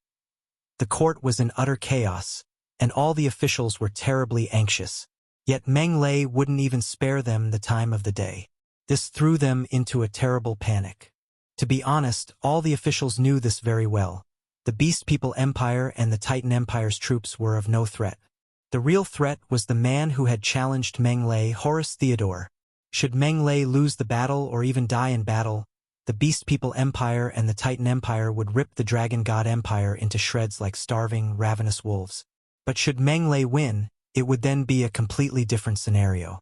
Under Meng lead, perhaps the Dragon God Empire would embark on an all-new journey. Therefore, the most crucial question was, could Meng win? What the officials were so anxious over was exactly this issue. They wanted to meet with Meng and probe him for an answer so that they could take a guess as to whether he was confident of winning or not. Yet Meng refused to meet with any of them. They couldn't even enter the imperial palace. All they could do was to panic futilely here. So where was Meng? He was currently on the 91st level of the Tower of Time, where he was quietly awaiting the birth of a tiny little life. After almost 2 years of nurturing, the elemental heart had finally hatched. At the mouth of the volcano on the 91st level, the magical energy-gathering magic circle enveloping the smaller half of the half-plane gathered a vast amount of fire elements, pumping them all into the mouth of the volcano before a fire cocoon subsequently absorbed them. Buzz, buzz. The fire cocoon, which was red with a bit of white, gave off fearsome energy fluctuations. The force of its aura had actually far surpassed that of a Saint Domain expert to reach that of a half-deity. An alarmed Dodola came to the 91st floor, only for its jaw to drop at the sight of the elemental heart. It asked, Meng, where did you get the fire elemental being egg from? I picked it up, Meng answered with a slight smile. Dodola rolled its eyes, though it didn't persist with its questions. Dumbstruck, it asked, for it to already be a half-deity at birth, it looks like that fire elemental being must come from an extraordinary background. Are you also unable to tell what kind of elemental being it is, Dodola? Meng was rather surprised. After all, Dodola was very knowledgeable. I can't. Dodola shook its head. There are so many types of elemental beings out there. How can I possibly know every single one of them? Besides, even the same type of elemental being can undergo great changes from living in different environmental conditions after birth. It's very difficult to identify them. I see, so that's how it is. Meng understood now. However, for it to be a half-deity at birth, that little fellow definitely comes from an extraordinary background. An envious Dodola said, That's some sheer dumb luck you have. Meng burst into loud laughter and replied, Ha ha! My luck has always been good. Boom! The fire cocoon at the mouth of the volcano suddenly exploded. An aura 10 times more forceful than it was before erupted and spread into the surroundings, pounding and sweeping into every direction. The next moment, a burst of white flames abruptly appeared. It jumped up and down in mid-air, frolicking happily like a fairy wrapped in flames. It's born, a smiling Dodola said. It looks like that little fellow is a real piece of work, though. You'll probably have to put in quite some effort if you want to subdue it. As though a matter of course, Meng asked. Shouldn't it already submit to me since I was the one that had nurtured it to life? Ha ha! Its subconsciousness was in hibernation before it was born, so how would it possibly know that you were the one that had brought it to life? Dodola rolled its eyes at him. Look, it's coming over. Whoosh! The white flame had indeed come over. It constantly danced and flickered about as it circled Meng and Dodola, as though curiously checking out the two of them. Who are you? A childlike, divine spirit energy fluctuation suddenly came from the white flame. Young and babyish, it sounded just like a child. I'm Meng, and that's Dodola. Meng gave it a friendly smile. He said, I'm the one that nurtured you to life. Don't be nervous. We won't hurt you. You were the one that nurtured me? The white flame flew into a rage. Like a hissing little kitten brandishing its claws, it roared furiously. You're lying. We fire elemental beings are born from the flames. Would I even need you to nurture me? How dare you lie to me? You're a baddie. I'm going to burn you to death. Boom, boom, boom. As it spoke, the white flame suddenly expanded dramatically and turned into an enormous fireball spanning 100 meters wide. Then, it went crashing madly toward Meng. One, literally building wood. A holy tree worshipped in ancient times and said to bridge the celestial and mortal realms in Chinese mythology. A monster indeed. Meng nodded slightly, looking at the huge fireball crashing towards him, and uttered, Absolute zero. Whoosh! A chilly golden current shot out to meet the 100-meter huge fireball in an instant. An amazing scene occurred. Once the fireball touched the golden chilly air, it instantly sealed in ice. Kudak, kudak, kudak. Shortly within a few breaths, the fireball was frozen into a huge ice ball, releasing chilly air into its surroundings. The large fireball rapidly shrunk into its original white flame. The white flame darted all over the place as it crashed onto the ice ball madly, trying to break free. How could Meng allow that to happen? The ice ball shrunk swiftly as well to just 10 meters in size in an instant, forming a frozen prison trapping the white flame inside. Bam! Bam! Bam! You baddie! Let me out! Baddie! You're a villain! The white flame kept scolding furiously as it rammed the interior of the ice ball, but it was just helpless against the ice ball. A youth who knows no fear. Meng laughed softly and shook his head, tightening the shrunk ice ball even more. I'll only let you out whenever you give in. Let's go, Dodola. Meng waved for Dodola and prepared to leave. Hey, baddie, where are you going? The white flame was becoming anxious. I'm leaving here. Meng did not look back. Don't go. It's too cold down here. The white flame panicked. Let me out, and I'll not attack you at most, okay? You sure you won't attack again? Meng turned his head and smiled. Now, little thing, that'll teach you a lesson. No, I won't. What if you attack again? Baddie, I said I wouldn't and I'll definitely not. I always keep my word. The white flame replied angrily. All right, that's what you said. Meng withdrew the icy prison with a wave of hands, but once the white flame was freed, it was poised to initiate another attack. It hated Meng to the core. Attacking me again? How did you manage to forget what you've said just now? Meng raised his eyebrows, and chilling currents flowed out of his fingertips. The white flame stopped still in midair and hesitated for a moment before it snorted. You baddie, I'll keep my word. I said I wouldn't attack you, and I mean it. Now that's more like it. I like kids who keep their words. Meng chuckled. Oh right, what's your name? Name? The white flame was stupefied. What's a name? Name is a designation or what we call you. Everyone has a name. I'm Meng and that's Dodola. Meng smiled. Don't tell me you don't have a name? How about I name you? Sure. Okay. The white flame was excited. Since your entire body is milky white like milk, Meng said in a proper tone. How about Waha one? Waha? That sounds quite nice. The white flame was quite excited. Of course. Waha AD calcium milk is a treasure that can strengthen divine bodies. Meng praised. Back in my hometown, everyone loves to drink Waha because it represents power, the symbol of strength. Wow, Waha is so awesome. Okay, I'm called Waha. The white flame was full of enthusiasm. Ha ha ha, I have a name now. TSK. TSK. Such a mighty name. Meng almost burst into laughter as he maintained a calm expression. Waha, let's reintroduce ourselves. I'm Meng. Nice to meet you. Waha paused before it turned into a little snake with a fiery red body.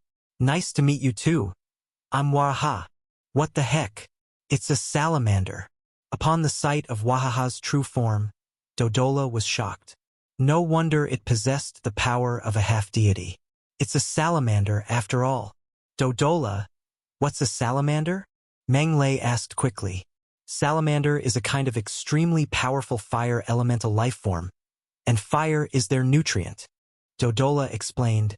The higher the level of the fire, the mightier it becomes and the faster the salamander's combat strength increases. There are very few fire elemental life forms that are stronger than salamanders. Salamanders are actually that impressive? Meng was amazed as he could not help lighting up some netherworld divine fire on his hand. The netherworld divine fire was the exclusive indestructible flame to the divine netherworld phoenix, which could burn anything in everlasting flames. Any normal beings would stay away at the sight of it. However, once Waha saw the netherworld divine fire, its eyes lit up and stared as if it was a hungry wolf that saw a fat, delicious sheep. Waha, we're friends now. Meng smiled slightly. This is my first gift to you, my friend.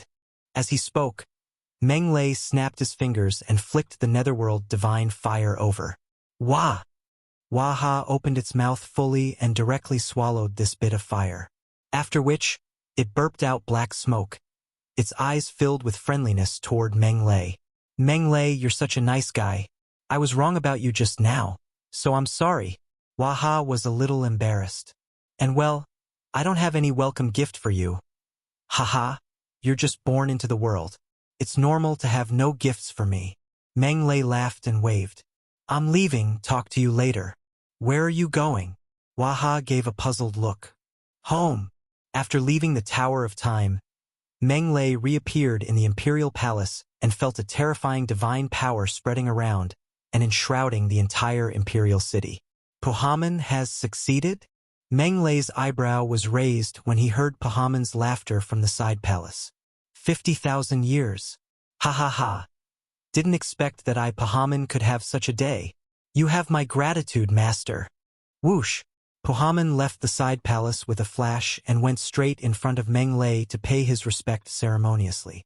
He was just short of kissing Meng Lei's smelly shoes. That'll do already. What gives? Meng Lei rolled his eyes.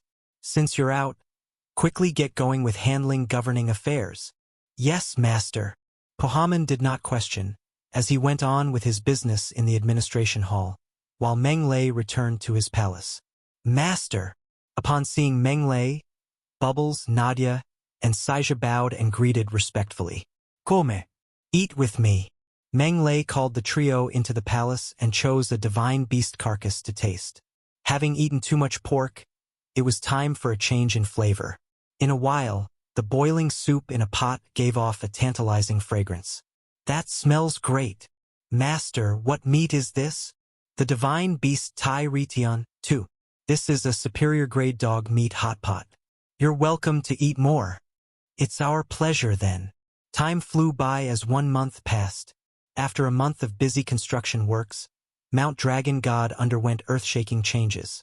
The lush trees were gone, the flourishing weeds were gone, and the rugged mountain passes were gone. What remained was a white jade mountain paved entirely with white jade crystals. Indeed, the entire Mount Dragon God had been transformed into a jade mountain. The surface was entirely paved with white jade crystals, forming every step on the stairs from the foot of the mountain to the top. On the mountain top stood a statue 100,000 feet tall. It was made of gold, making the appearance seem incredibly magnificent. Holy mighty! It was Meng Lei's statue, while in the 5 kilometers radius of Mount Dragon God, it was transformed into a large square. At this very moment, the square was packed. Some were powerful figures from the Dragon God Empire, others were experts coming from the other 3 empires, and the rest of the continent. This day was not just Meng Lei's day of enthronement, but it was also the day of the great battle well, known all over the continent. How could they miss it? Other than those were nobles, followers, civilians nearby, and diplomats from each nation. These numbers were far more than millions. Everyone, each with different thoughts, eagerly awaited the opening ceremony. Roar! The sun rose gradually into the sky, and just as the crowd was starting to get impatient, an earth-shattering roar came from afar. Look over there! Someone shouted. Everyone livened up as they shot their eyes over. They saw a huge black figure, like a battleship or an aircraft carrier, coming toward their side in roars of thunder. It was getting closer. Eventually, everyone could look at the black figure clearly, and they were shocked with their mouths wide open. The so-called black figure was actually 10 prodigious colossal dragons. That's right, 10 colossal dragons. The golden colossal dragon up front was 20,000 feet long with gold skin throughout its body, looking absolutely magnificent. On the other hand, the earth dragon, blue dragon, thunder dragon, black dragon, fire dragon, green dragon, tempest colossal dragon, light colossal dragon, and frost colossal dragon were 10,000 feet long and extraordinary as well. 10,000 feet long colossal dragon. Actual half-deities colossal dragons. The appearance of so many half-deities was absolutely sensational. But what was even more shocking was the 10 half-deity colossal dragons' necks were each tied up in huge chains connected to a large floating dragon carriage. Judging from the scene, it was clear to the crowd that these half-deity colossal dragons were pulling the floating dragon carriage. Where did all these half-deity colossal dragons come from? Weren't the half-deities of Dragon Island wiped out by His Majesty Meng? A Saint Domain expert felt uneasy. This? Who knows? Others at the side shook their heads. How dare he use half-deity colossal dragons to pull a carriage? That is too much. Among the crowd, an elderly man in a black cape ground his teeth. He was the only surviving half-deity dragon that had escaped from Meng destruction of the Dragon Island, the Tempest Colossal Dragon. The reason he had shown up here was that he wanted to witness how Meng would meet his demise in front of him. The tragic thing was he had not yet seen Meng death. Yet he saw this disgraceful scene. The Tempest Colossal Dragon's hatred was like an endless gushing river, like an overflowing river beyond control.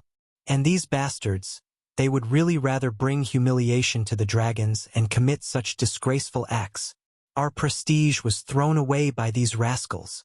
Others might not recognize these dragons, but the Tempest Colossal Dragon did. These were those Saint Domain Colossal Dragons from the Dragon Island. The only question the Tempest Colossal Dragon had was how had these sinful creatures managed to break through to become half-deities? 1. Refers to the name of the Chinese firm Hangzhou Waha Group known for its milk products. 2. Means Teddy F** CK's the sky, in Chinese literally, referring to teddy bear dogs, poodles, reputation to hump everything including air. Such gigantic colossal dragons. Oh great God Meng lay above. Where did all these colossal dragons come from? Didn't the evil dragons get decimated by the great God Meng lay?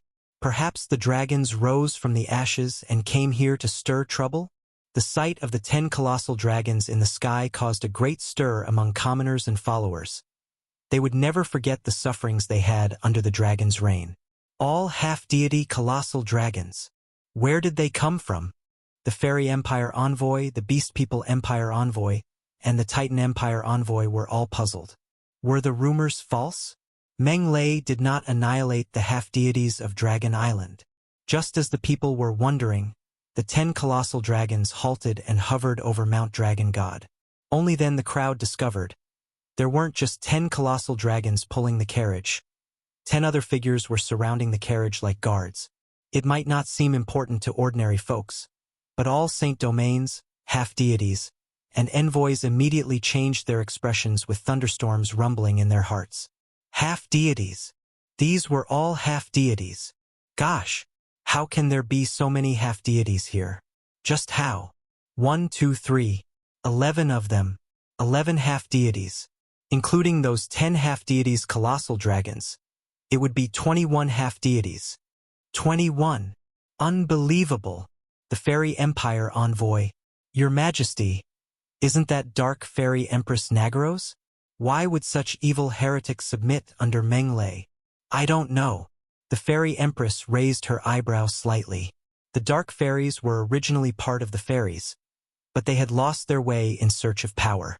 They had eventually degenerated into an evil race, breaking off completely from the fairies, and they even became arch-nemesis. The Fairy Empress was there to assist Meng, yet she did not expect Meng to collaborate with the dark fairies, which made her displeased. The dark fairies had always been lurking underground and lingered around. It will get trickier to deal with them now that they are under Meng command. The Beast People Empire envoy. 21 half-deities. A beast person among the envoy watched the 21 figures in the sky, squinting with a flickering gaze. How powerful is this guy that could subdue so many half-deities? This is too scary. I just hope Horus would kill him. Or else there will be trouble. The Titan Empire envoy. So what if there were 21 half-deities? The Thunder Titan Emperor looked coldly with his eyes full of jealousy. To Lord Horus. They're just a bunch of useless good-for-nothings that he could destroy with ease. Knave, you'll only feel this triumphant now, you'll know pain later. Welcome, Master. Just as everyone was buzzing, the 11 escorts bowed respectfully to the dragon carriage, with their mighty voices in unison. MMM. Bubbles hurriedly swiped open the curtain, and Meng in golden dragon robes and wearing a crown, walked out. It's great God Meng. It's our great God Meng. Great God Meng. Great God Meng. Great God Meng. Upon Meng Lei's sight, cheers erupted among the crowd as commoners and followers were in an uproar. That's Meng Lei. The Saint Domains, half-deities, and each nation's envoys shot their eyes on Meng Lei inexplicably. For these past few years, Meng Lei had been the most infamous being in the Heaven's Vault continent. 16 years old, broke through to a half-deity, slain the Dragon God Empire's emperor, annihilated all half-deities of Dragon Island, eventually annexing the Dragon God Empire, single-handedly fought with 16 half-deities of the Titan Empire and left behind 16 corpses. Mightily savage, surpassed every great from past and present. Splendid battle record, unprecedented. Who would relax at the sight of such a person? Especially the Beast Emperor and the Fairy Emperor, who stared down Meng Lei with penetrating looks. Get down! Meng Lei swept a look across everyone and flew toward the peak of Mount Dragon God. Bubbles, and the 10 half-deities quickly followed. These half-deities were Pahaman, Thaniel, Bubbles, Nadia, Saija, the Spider Goddess Rose, Dark Fairy Empress Nagaros, Giant Squid Mervin, Alchemy Creature Pursuer, Swirling Snow Sword Saint Galen Bonaparte. Other than Klaus, who was overseeing the Golden Archipelago, every half-deity Meng Lei had subdued was here. Even the proud and defiant Spider Goddess was there without exception. There was an altar built in front of Meng Lei's 100,000 feet statue, and a golden throne was placed on top. That was Meng Lei's exclusive throne. Meng Lei sat on his throne and set his gaze upon the audience. At the same time, everyone was looking at Meng Lei. Everyone would like to know what Meng Lei had to say at this holy moment. With all eyes on him, Meng Lei spoke. 1,000,000 years ago, an ordinary race was born. They were as weak as ants, living the life of savages. Yet, they were ever unyielding and enterprising, fending off beasts, overcoming extreme weathers, contesting with the sky, battling on the earth, procreating, and rising step by step to become the only master of Heaven's Vault continent eventually. This ordinary race was the humans. 1,000,000 years ago, the Heaven's Vault continent was the homeland of the humans, the habitat where humans lived independently. Humans were the true masters of Heaven's Vault continent. However, fortunes are as unpredictable as the weather. Extraterrestrial evil deities came. They brought along fairies, titans, beast people, dragons. These evil deities brought their minions to the Heaven's Vault continent. They took away our lands, enslaved our ancestors, used shackles and discrimination to chain us, used a class system to reduce us to slaves. We were heavily oppressed, exploited, abused. They were like blood-sucking leeches, sucking away like no tomorrow. They enslaved our souls and exploited our bodies for generations. Until 1,000,000 years later today, we were still stuck on a poor, lonely island in an ocean abundant with resources. Until 1,000,000 years later today, we were still barely surviving in the corners of this vast Heaven's Vault continent. Until 1,000,000 years later today, we were still being enslaved and exploited by fairies, beast people, dragons, without equal treatment by the law, without equal treatment on cultivation, without equal treatment with resources. We made up 70% of the entire population of the continent, yet we had less than 1% of resources available. We worked our socks off, created riches with our hard labor, yet we could never get the wealth we deserved. Those lofty fairies, dragons, beast people, and titans didn't need to do anything, yet they could take everything from us naturally. Why? Why should we humans be enslaved forever? Why should we humans stay at the bottom of the continent forever? Why should titans, dragons, beast people, and fairies be allowed to trample all over us humans? Meng Lei's voice thundered across the sky as it resounded on the horizon and resounded deep in the hearts of everyone at the scene. The eyes of humans were red, while the envoys of each empire were dumbfounded. What is the exact reason for all these unequal treatments? Meng Lei seemed to be talking to himself and answering his own questions. He continued, I think all of you have the answer in your minds. You all must be thinking about weakness, since we humans are weak. We don't have the powerful strength of the Titans. We don't have the terrifying dragon breath of the Colossal Dragons. We don't have the supreme magic talent of the fairies. We also don't have the superior combat abilities of the beast people. Therefore, we were enslaved.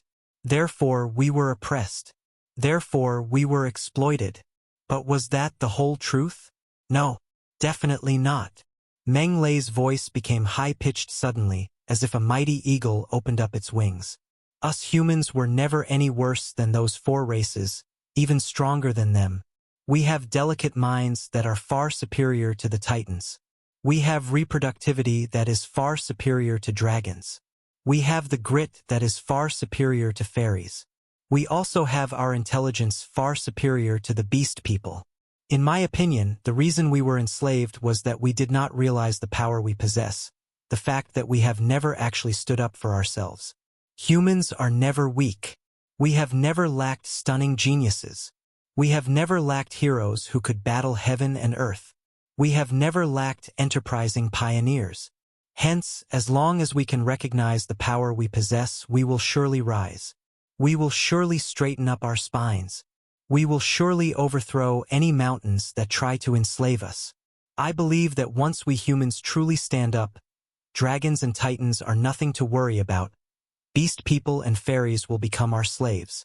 I believe that once we can straighten our spines, we will become masters of the heavens vault continent once more, reclaiming the homeland that rightfully belonged to us. I believe that once we humans get the same amount of education, the emergence of countless saint domains, half-deities, and experts will be inevitable. I believe. Stand up. Stand up. Stand up. Every human in the audience had bloodshot eyes as they swung their arms and roared with all their might in unison. The thundering noises combined for a huge uproar that went straight to the horizon. Each envoy felt chills coursing down their spines, their expressions horrified. They knew what Meng Lei wanted to do. It was not just a simple enthronement. He wanted to awaken the zeal within humans and ignite their fighting spirit. The human race. If humans were allowed to rise, what kind of future beheld? No one dared to imagine. Meng Lei raised and pressed down his hand, and the uproar stopped as if it was practiced beforehand. Therefore, how we stand up is the question we humans need to address urgently. What I believe is that we should first set the right mindset. We humans were never slaves of any other race. We humans were never inferior to any other race. We humans were never servants for any other races. He's right. We humans were never slaves. We humans were never inferior to anyone. What gives them the right to enslave us? We will advance dauntlessly and battle the mountains that oppressed us till the very end. We will take back control of our lives and take back our wealth. We will return to the Titan Plateau, to the Fairies' Forest, to the far northern wastelands, back to where our ancestors used to live. We will return to the top of heaven's vault continent. We will reclaim our dominance over the continent. We will take back everything that belonged to us. Return to the top of heaven's vault continent. Reclaim dominance over the continent. Take back whatever was ours. The people were in a frenzy as they cheered wildly with all their might, sending thundering noises across the mountain. I dream of the day that we humans can trample on the colossal dragons, rip the titans into pieces with our hands, keep out the beast people in the deserts, and confine the fairies to the goddess lakeside. I dream of the day that the Titan plateaus become our grazing pastures, the dragon god empire becomes our fertile fields, the far northern wastelands become our mines, and the fairy forests become our hunting grounds. I dream of the day that human children can also have a chance to cultivate and openly step into the halls of battle aura and magic to become strong experts. I dream of the day where beast people and titans become our slaves, colossal dragons are served to us on the dining table, and fairies dance for us. I dream of the day. Trample on the colossal dragons, rip the titans into pieces, turn the far northern wastelands into grazing pastures and the fairy forests into hunting grounds. Serve colossal dragons on the dining table. Have the fairies dance for the humans. His astounding speech resounded in the depths of every human's heart. As they pictured what he had described in their minds, the blood in them began to boil passionately. There are rumors in the continent that claim that I'm the reincarnation of an evil deity. That's how I managed to possess such terrifying strength at my age. But the truth? Meng Lei scoffed. I have only one word in response. Ridiculous. I am pure human and am neither a deity that has descended upon the world nor the reincarnation of a devil. The strength I possess today is purely the efforts of my cultivation. Now, some are definitely going to wonder, can weak humans possess such terrifying talent? The answer is, yes, of course. I've mentioned this before, but there has never been any lack of people with amazing talent among the humans. Timon Barton, the #1 genius in Dragon God Empire history, started his cultivation journey at the age of 9, became an 8th grade expert at 11, and broke through to Saint Domain at 14. His amazing talent is top-notch in the continent. Is Timon Barton a dragon? No, he isn't. He's pure human. Augustine Croc, the #2 genius in Dragon God Empire history, began to cultivate at the age of 10, became a 9th grade warrior at 16, and broke through to Saint Domain at 26. He surpassed the ancients and dazzled contemporaries to become 2nd in history. Is Augustine a dragon? No, he isn't. He's also human. Do you see that, my fellow countrymen? Even in a horrendous environment like the Dragon God Empire, human geniuses can still firmly suppress the dragons. Are the humans really that weak, then? No, not at all. We are strong. Very much so. We are far more excellent than what we imagine of ourselves. We have unimaginable potential and talent. Therefore, I promise you this. In regions under human rule, all humans under the age of 20 can undergo magic aptitude evaluation tests and receive battle aura manuals at no cost. I promise, in regions under human rule, I will build battle aura academies and magic academies and allow all children under the age of 16 to enroll into the academies at no cost. They shall have the chance to undergo compulsory education for a duration of 6 years. I promise, in regions under human rule, I will not levy taxes of any form, collect any agricultural tax to be paid in grain or other forms, or recruit soldiers in any way for the next 10 years. I promise, in regions under human rule, every decent human in the registry will receive a plot of land measuring at least 2 square kilometers, such that everyone can have their own fields. I promise, in regions under human rule, humans will never be slaves. Everyone will be equal, and there will be no slaves and no nobles. I promise. His impassioned speech lashed forcefully against everyone's hearts like a wake-up call, thoroughly igniting the humans' blood and passion. Blood instantly drained from the other races' faces. In particular, the Fairy Empress and the other 2 monarchs' countenances had changed drastically. Those under 20 years old would undergo magic aptitude evaluation tests and receive battle aura manuals at no cost. Those under 16 years old would have the chance to undergo compulsory education at no cost. No taxes would be levied, no grain would be collected, and no soldiers would be recruited in human territory. Everyone would receive plots of land measuring 2 square kilometers each. Everyone would be equal, and humans would never be slaves. No one understood the meaning behind these governance measures better than the 3 monarchs. Once Meng Lei put that into action, innumerable experts, innumerable geniuses, and innumerable military resources would emerge from among the humans. In fact, every person in the country would be able to fight. What was even more frightening was that once Meng Lei put that into action, would this sit well with the human slaves currently being enslaved and oppressed in the other 3 great empires? No, they would rebel. They would run. They would yearn for the Dragon God Empire and compete with one another to head to the Dragon God Empire. When that happened, the 3 great empires would definitely be thrown into great upheavals. That guy, he's practically a madman. The 3 monarchs' eyes bore into Meng Lei as crashing waves churned in their hearts. They had initially thought that Meng Lei was merely just ascending the throne. Even if he became emperor, all he would do was just continue the same Dragon God Empire traditions. At best, he might abolish the 4 classes stratification system, but never would they have ever imagined that Meng Lei's ambition would be far beyond that. Not only was he going to be emperor, but he was also going to lead the humans in an emergence and even destroy the other 3 great empires' foundations. Kill him. I have to kill that guy. If he lives, the Beast People Empire might even have to face the threat of destruction, let alone invade the south. Murderous intent filled the livid Beast Emperor's eyes.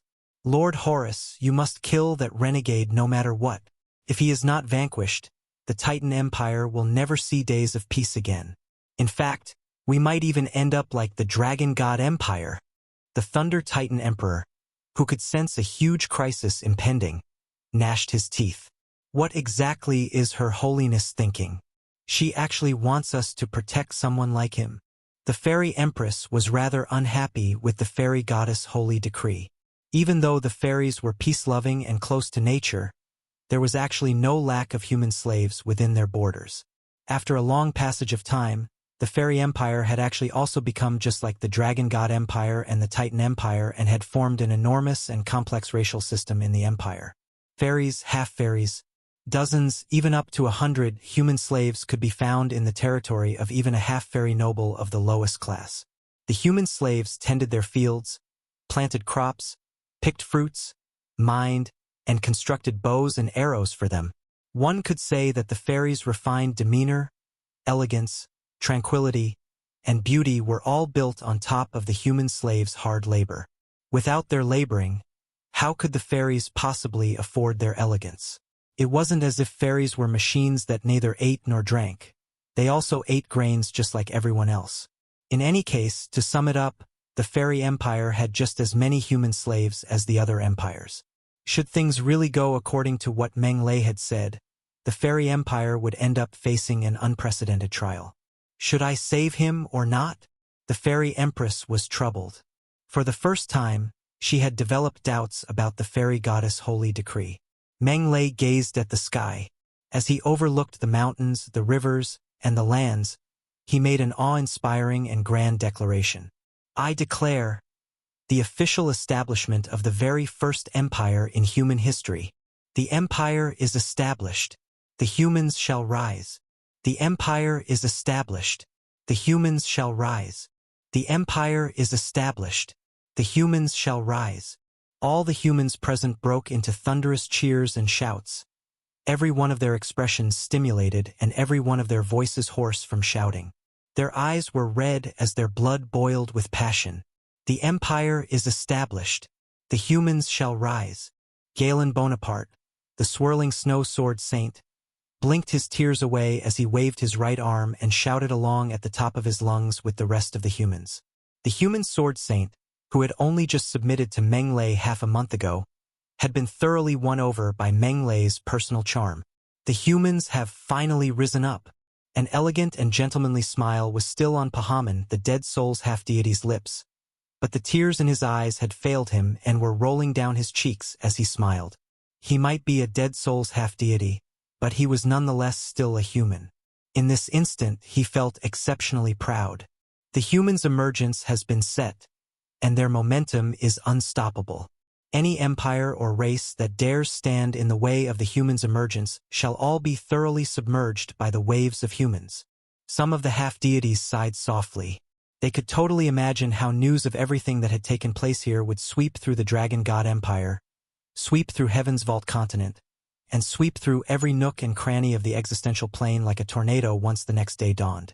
When that happened, the humans' zeal would awaken, and the enormous race that had been in hibernation for the last 1,000,000 years would erupt with an unprecedented force to sweep through the continent and subdue all other races. Of course, this is on the condition that Meng must live. If he dies, all will be for naught. Thus, here comes the problem. Can he successfully overcome his crisis today? Just as the people's thoughts were in disarray and each harbored their own thoughts, a golden light pillar that pierced through the heavens and earth suddenly descended from high up in the sky.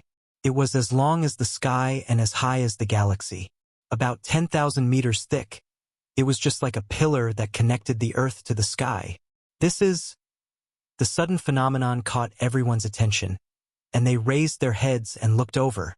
They saw a hole that had suddenly appeared in the sky right away. Then, a savage-looking head emerged from within, followed by a long body. It was a 100,000 feet long colossal dragon with golden scales all over and looked as if it were forged from gold. Awe-inspiring and holy, powerful and fearsome. It overlooked the world. Hell, the 100,000 feet long colossal dragon roared into the sky. Rolling sound waves exploded into the surroundings like a nuclear bomb, causing the void to splinter and break everywhere they went. Ah! Despite being a great distance away, everyone in the square nevertheless felt as if their heads were going to break apart from pain. Their minds were a total blank, and their ears rang from its roar. That's... A half-deity exclaimed. To the dragon god? Could it be the dragon god that's descended? A body length of 100,000 feet. That's no longer a body length that a half-deity colossal dragon can achieve. It's definitely a true god-level colossal dragon. The dragon god. It must be the dragon god. The dragon god is meting out divine punishment. The dragon god is meting out divine punishment. We're doomed. We're doomed for sure. The human experts were filled with fear and horror. Even if they didn't recognize the 100,000 feet long colossal dragon, a mere glance was more than enough to let them know that the newcomer didn't come bearing gifts. Ha ha ha! His Holiness the Dragon God. That's the aura of His Holiness the Dragon God. The Tempest Colossal Dragon among the crowd was delighted. He was so worked up that he couldn't help but shake lightly all over. I knew it. His Holiness has never once abandoned us. I knew he would descend upon us sooner or later. Haha, he's finally come today. I shall watch how you're going to die today, you renegade. Little did I think that I would see the dragon god first instead of Horus. We're gonna have a good show now. The three monarchs were astonished. They'd initially thought that the focus today would be Horus killing Meng, but little did they think that the dragon god would show up first. But this makes sense, too. The Dragon God Empire is the Dragon God's one and only power of faith domain. Now that it's lost its source of power of faith, its Dragon God name would be in vain if it didn't seek revenge. Descending in its true body? How did the Dragon God manage that? Who knows? In any case, Meng lays in for it.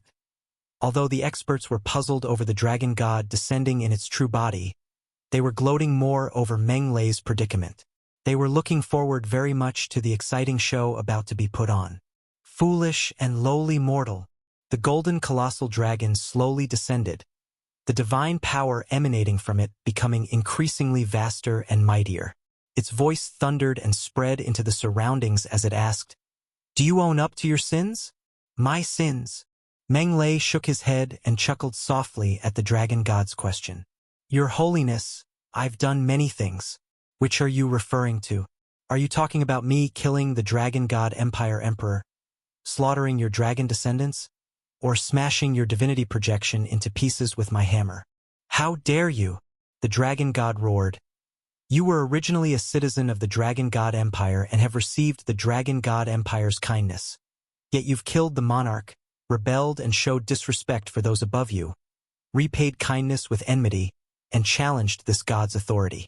Weighed down with sins and perverse in behavior, you're a heinous devil that's wicked beyond redemption.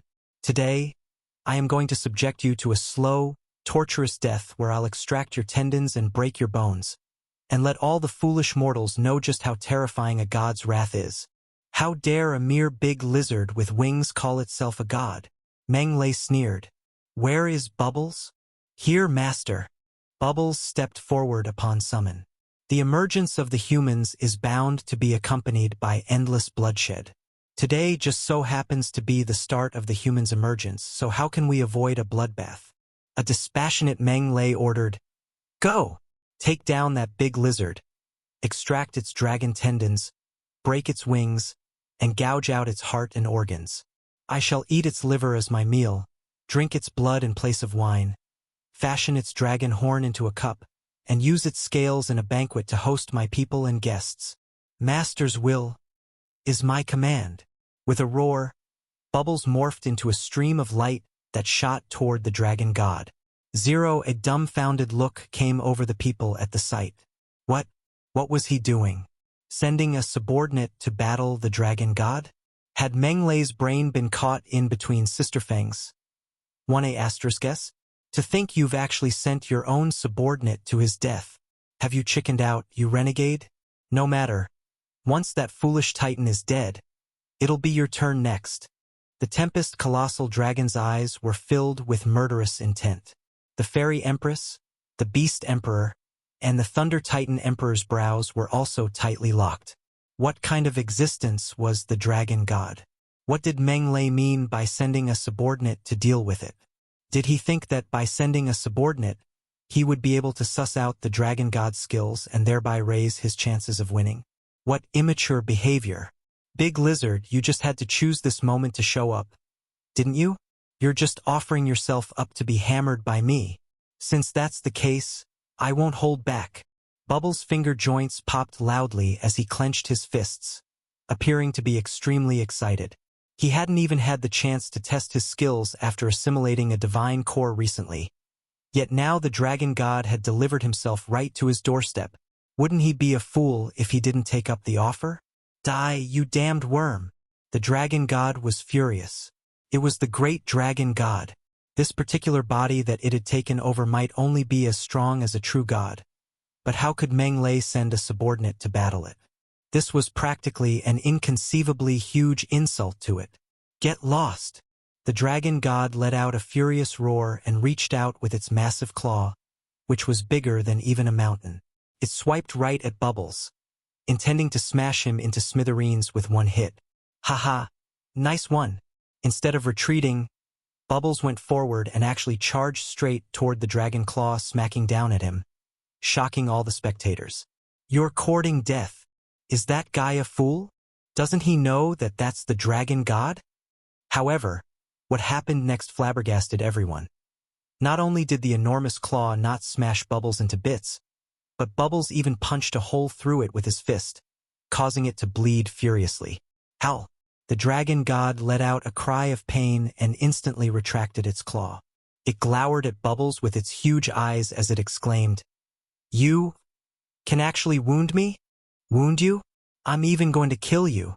With a loud laugh, Bubbles then started to expand dramatically like an inflating balloon. In an instant, he had expanded into a 100,000 feet tall giant. His enormous size wasn't the least bit inferior to the Dragon God's 100,000 feet long golden colossal dragon form. The might of his divine power didn't lose out to that of the Dragon God's, which was also mixed with its own dragon might. Everyone was stunned by the sight. Be it a half-deity expert like the Tempest Colossal Dragon, the Three Monarchs, the Beast Emperor, the Thunder Titan Emperor, the Fairy Empress, or the other commoners, worshippers, or Saint Domain experts, everyone couldn't be any more astounded. A Titan! What a tall Titan! Is he also a half-deity? Oh my god! He's a Titan of true god level. How did he become a true god? Come over here, big worm. Daddy will show you a good time. Bubbles stretched out his larger-than-a-mountain hand with a sinister laugh and grabbed at the Dragon God. The Dragon God roared furiously, raised its sharp and sinister-looking claw, and met Bubbles' attack head-on. Snap! As though a meteor crashing into the moon, palm and claw clashed against each other. Amid earth-shaking explosions, the void broke inch by inch and turned into a gigantic black hole. Howl! As a cry rang out, everyone watched to their horror as the mighty, awe-inspiring Dragon God was actually pushed back, stumbling as it did so. Blood gushed out of its claw and splattered into the sky. How can that be? Everyone was shocked and horrified. That was merely their first clash. Yet the Dragon God had already suffered injuries. Was Bubbles, a half-deity, actually that strong? Again, Bubbles guffawed and pounced right at the Dragon God. His fists, which were larger than even mountains, rained down upon the Dragon God. The Dragon God was continuously pushed back amid dull, muffled thuds. A few punches later, the Dragon God could actually no longer form any sort of effective counter. It was being badly suppressed. That's right. Bubbles was completely suppressing it. Oh my god! This... Everyone was so astonished that their eyeballs were nearly falling out of their sockets. The sight currently taking place in front of them was totally different from what they had imagined. The Dragon God was actually being suppressed? How had things turned out like that? The Thunder Titan Emperor was shocked and horrified. Since when has that traitor Bubbles become so strong? He didn't know whether or not the dragon god had displayed its full strength at this point yet, but he was very clear on one thing. Bubbles had become even stronger than how he was 2 years ago.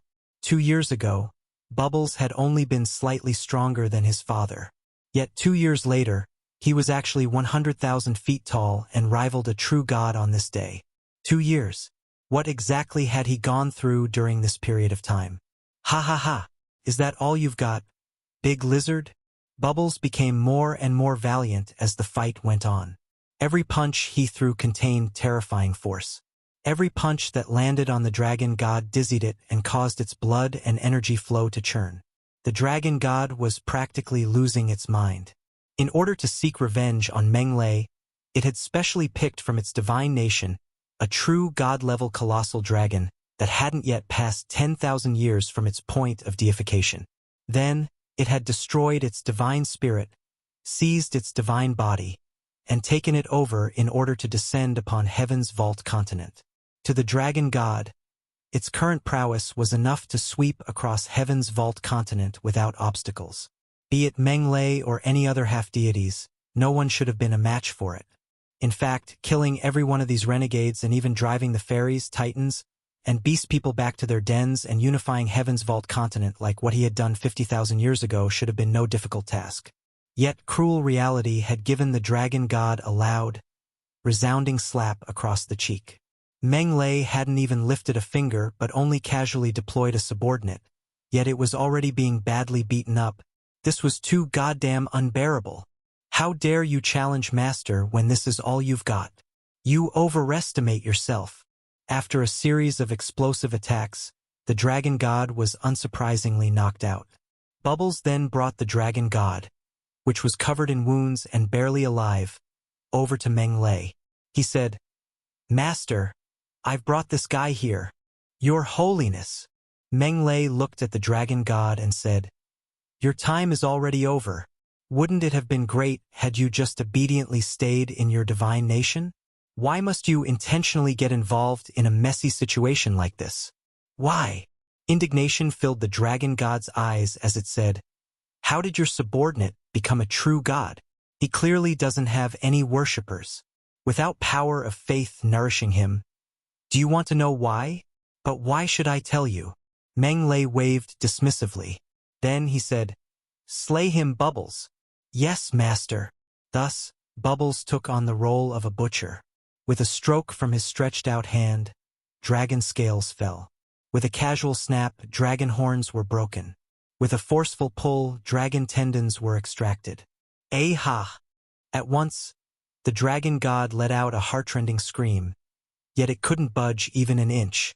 Bubbles' physical strength was simply too fearsome. It was far, far beyond what he had imagined. Just like that, as everyone present watched in dumbfounded silence, Bubbles killed the dragon god as if he were killing a pig for Lunar New Year celebrations. He stripped the dragon god of its scales and ripped off its skin. Then, he collected its blood and extracted its internal organs. Lastly, he washed its liver and cleaned its entrails. The poor dragon god was a great true god, yet it had been slaughtered amid its own indignant, baleful, and furious screams. It could be said to be the deity that had suffered the most tragic death in Heaven's Vault Continent's history. "The task has been successfully completed, Master." "Great." Meng nodded lightly. He split the dragon god's blood into 1,000,000 portions with a big wave and sent them right up to everyone present. "My thanks to everyone for joining us in today's ceremony. I am immensely grateful. I can only offer you dragon blood in place of wine to thank everyone for gracing me with your presence. Don't worry. The divinity in the dragon blood has been fully cleansed. You may drink it with no worries." Then, Meng picked up a bowl of dragon blood, threw back his head, and downed it all. Bubbles and the other 10 half-deities also did the same. Everyone gazed at the dragon blood in front of them, all somewhat hesitant. However, immune delight surfaced in the half-deities and Saint Domain experts' eyes, and they raised their heads and drank all the blood. The dragon god's blood. Just what kind of supreme treasure was that? They couldn't have a sip of it even in their dreams usually. Now that it was sitting right before them, they would be fools if they didn't drink it. After a few moments of hesitation, The commoners and worshippers also raised their heads and drank it all down. Meng wasn't the least bit worried that their bodies would explode and lead to their deaths. Although the dragon god's blood contained a vast amount of energy, there was too little in each portion after splitting it into 1,000,000 portions. Therefore, it was within an ordinary person's capacity. Damn! He's killed even the dragon god. The Tempest Colossal Dragon, hidden in the crowd, gazed at the dragon blood in front of him, his heart quivering. He had initially thought that with the dragon god's descent, the dragon god would definitely be able to unleash its power and kill Meng. Yet the reality of the matter was, I hereby declare, from today onward, the Dragon God Empire shall officially change its name to the Meng Empire, and I shall officially become the Meng Empire's founding emperor. Meng voice thundered as he declared, My first order as the emperor is as follows. Free every human who's still being exploited, enslaved, and abused. The range. All the humans on the continent. How presumptuous! One refers to Luo Yufeng, a Chinese internet celebrity ridiculed for her unappealing looks and strange antics.